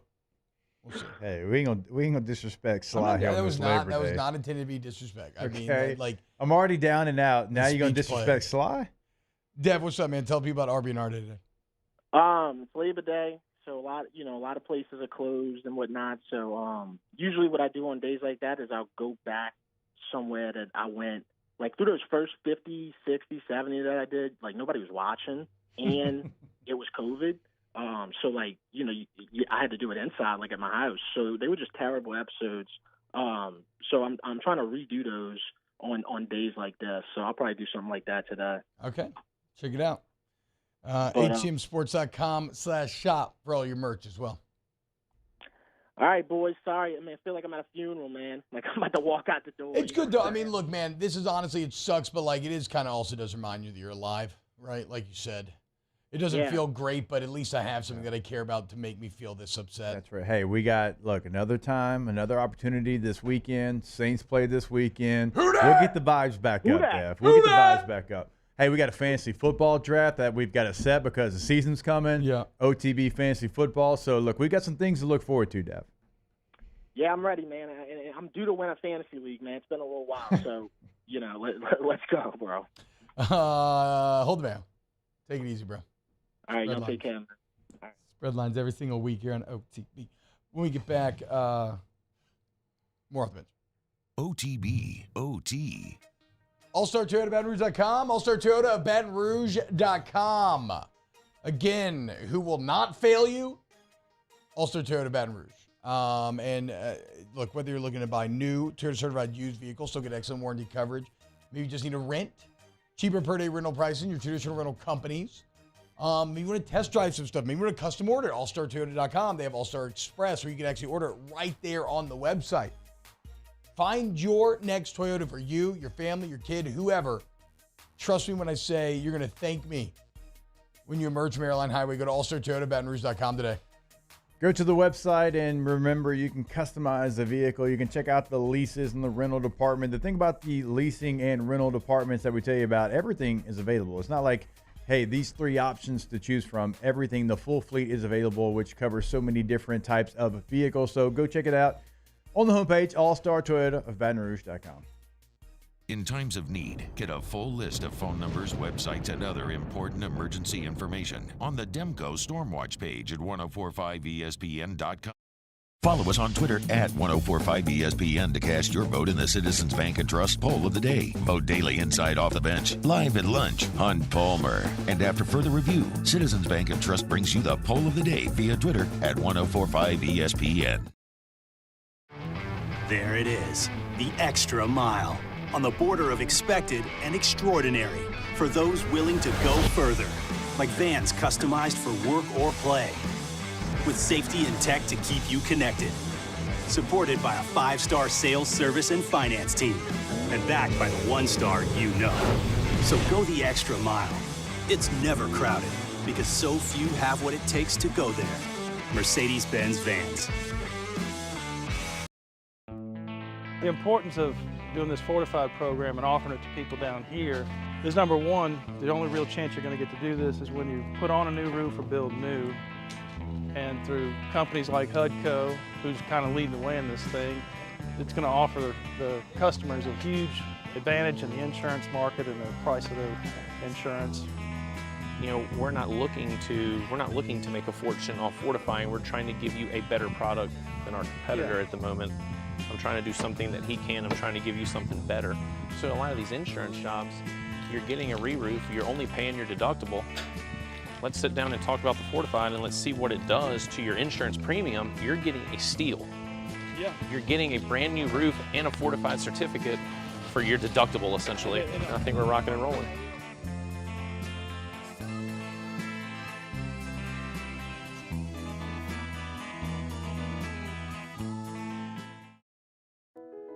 I've been doing business with Luba for 25 years. They're dependable, trustworthy. It's just the attention to detail with our clients. Our folks have years and years of experience.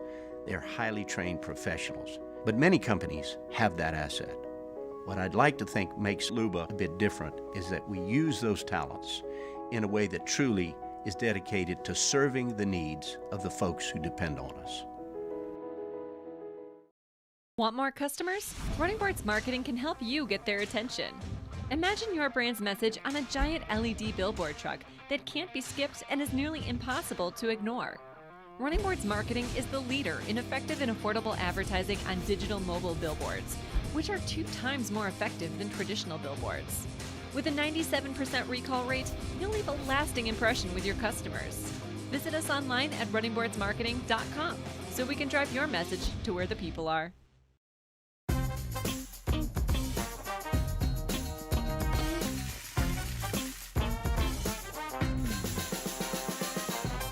The best kept secret.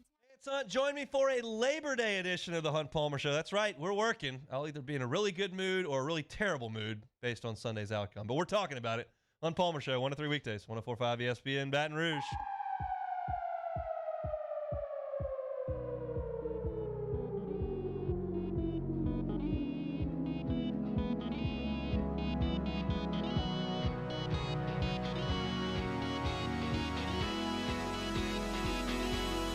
OTB OT with Hester and T-Bob on 104.5 ESPN Baton Rouge and 94.7 ESPN Alexandria.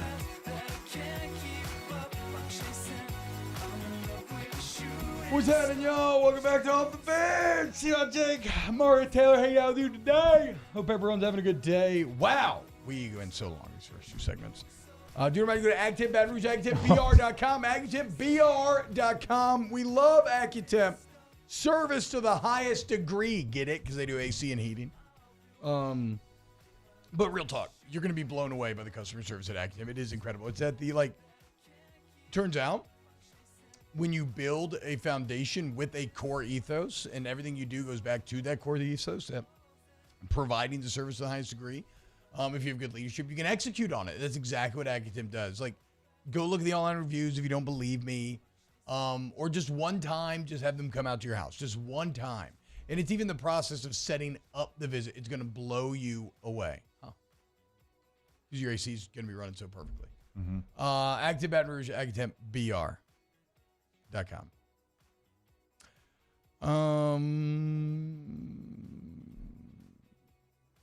The Pac-12 went undefeated. WTF? Of course it did. Pac-12's good. It might be it's the last time we're going to see it. It's good. Shedeur Sanders now adds to yet again another stud quarterback in that league. Every week in that league, you're playing against a quarterback that can take over a game and beat you.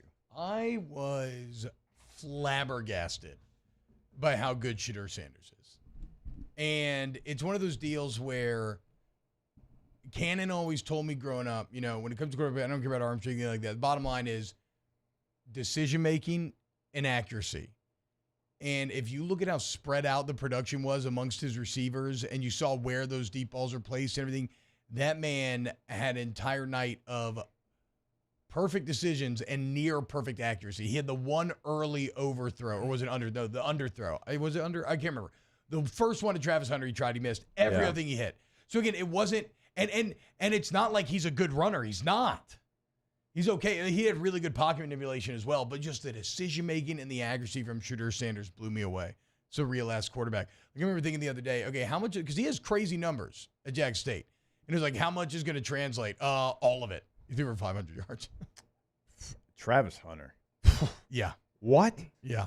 I put it out there, I was tired watching him at many plays. The fact that he's doing that at that level and so heat. Good in both in that heat. I have been at a camp in that stadium. It is hot as the devil's lair in that stadium. And he goes out there and never looked like he lost any steps ever in the entire game offensively. And then the interception that he made on defense was one of the best plays that you will see.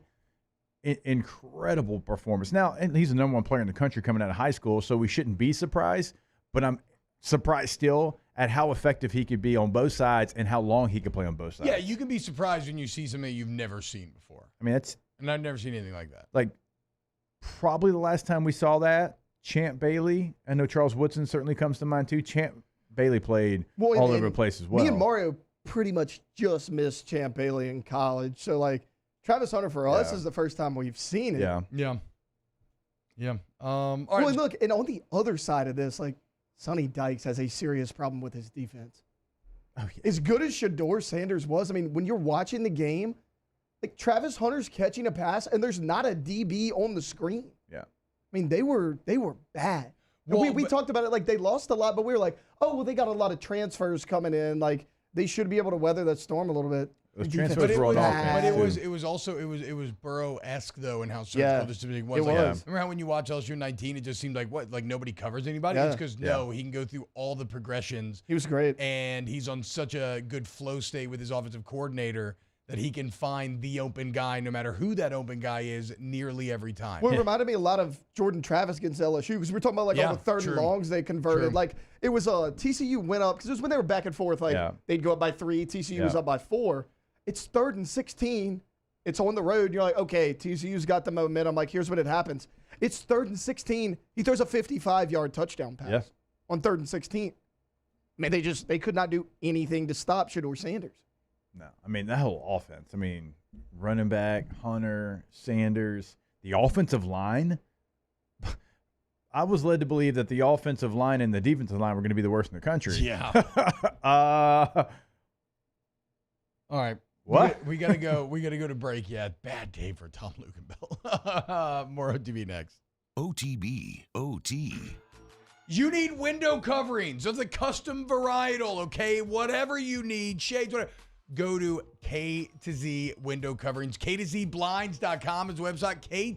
K2ZBlinds.com. Take your home to the next level with the local guys who've been in the game for nearly 20 years now. K2ZBlinds.com. Yeah, get that outdoor patio screen at your home. A lot of shade being thrown LSU's way. But if you want to block out the UV rays, you can do it by getting that outdoor patio screen, motorized as well. You go out there, you press a button, it comes down, you enjoy the game, no bugs, again, no UV rays, and you're able to sit outside and enjoy it. Like it's hard sometimes here in South Louisiana to keep your window open. In fact, it's almost impossible. Well, it's not going to be impossible. You can have that feeling with that outdoor patio screen that we've been telling you about over the last couple of weeks. Go to the website today to schedule that appointment, K2ZBlinds.com. Our listeners fire off their opinions on the jimsfirearms.net hotline at 499-1045. Keep listening for your next chance to shoot us your thoughts with the jimsfirearms.net hotline on 1045 ESPN Baton Rouge. At Corval Toyota in Opelousas, you can lease a new Toyota Camry for $489 per month. That's right, you can get a brand new Toyota Camry for only $489 per month. So come on down to Happy Town. That's Corval Toyota in Opelousas, Happy Town, USA. Gulf Coast Bank and Trust is giving our customers the power to bank anywhere, anytime during this challenging event. And we're right there with you. Our mobile banking app is a smart way to manage your money and time. Gulf Coast Bank and Trust, the bank that cares about you. It was a humid day, barefoot children play, looking for that summer shade. Time to slip away. Oh, Louisiana, some kind of hold on me. Like cypress stumps, your roots are planted deep inside of me. Dylan Cruz here to tell you about Six Rings Baseball and Softball Camp. If you live on the North Shore and play ball, go to Six Rings Camps with former LSU assistant coach Dan Canaveri. His knowledge is second to none, and your child will improve and have fun doing it. Camps were held at Coquille Park and Six Rings Academy in Covington with 4 sessions over the summer. Full day and morning only sessions are available from ages 7 to 13. Go to sixringsbaseball.com or call 985-206-9096. Learn the game to love the game. Would a couple that just came from a couples massage have any use for the massage seats of the Infiniti QX60? Yes, it appears they would. With driver and passenger massage seats, mute all your notifications and feel infinitely you.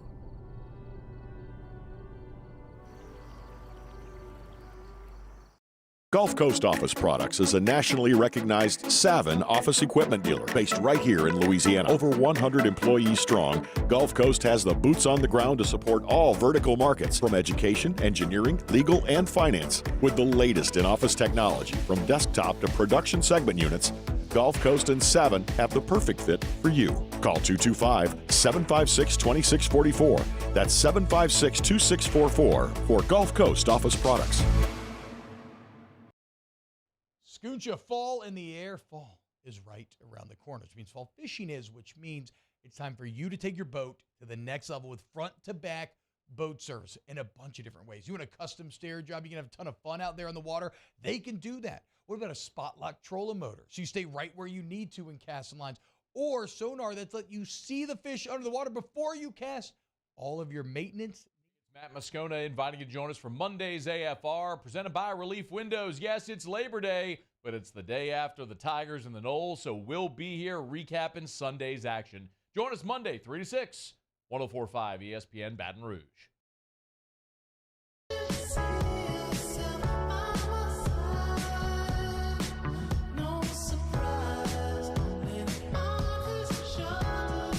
OTB OT with Hester and T-Bob on 104.5 ESPN Baton Rouge and 94.7 ESPN Alexandria.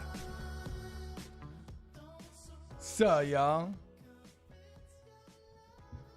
I'm about to get straight to film watching after show so I can get it over with. Yep. Hashtag Ask the Bench. Brought to you by Cold Curse Light, Vizzy Art Children, Blue Moon Light, Sky, Citrus Sweet. Ask the Bench. Where was the jet sweep with Anderson? Where was Anderson? He went away after the first series. Yeah. And he went away from, he was gone. Go watch, he might have played 6 plays, it felt like. Go watch the first series. I mean, they use him and his speed as a decoy on that big hitter to Trey Bradford, and he's in that series, and then he's out. If you're going to rush 3, let Perkins attempt a rush. God dang. Yeah. Oh, I love it. 28 God coverage snaps Bobby. and 7 rushes is absolutely insane. 28. Malpractice. It's malpractice. 4-to-1 ratio on the dot. I think it was 28, but either way. My God, man. As a bench, Corn Hub film watching. I'll dive into a little bit of Nebraska, not too much. Colorado's going to beat that ace next week. As a bench, can we blame this loss on T-Bob because he cut his hair? I mean, we've never won a season opening since I cut my hair, to be fair. Ooh. I should get fat and homeless looking again. As the bench, Are you even committed? Yeah, I know, right? Exactly. Jeez and Pete. Exactly. Look, hey, it was kind of cool. It was cool. It was cool having everybody here hanging out with us on Labor Day. Big numbers throughout the show. We love you all very much. Who dat? It will get better. A lot to improve on. More OTB coming up tomorrow. OTB OT. Rejuve Me Medical.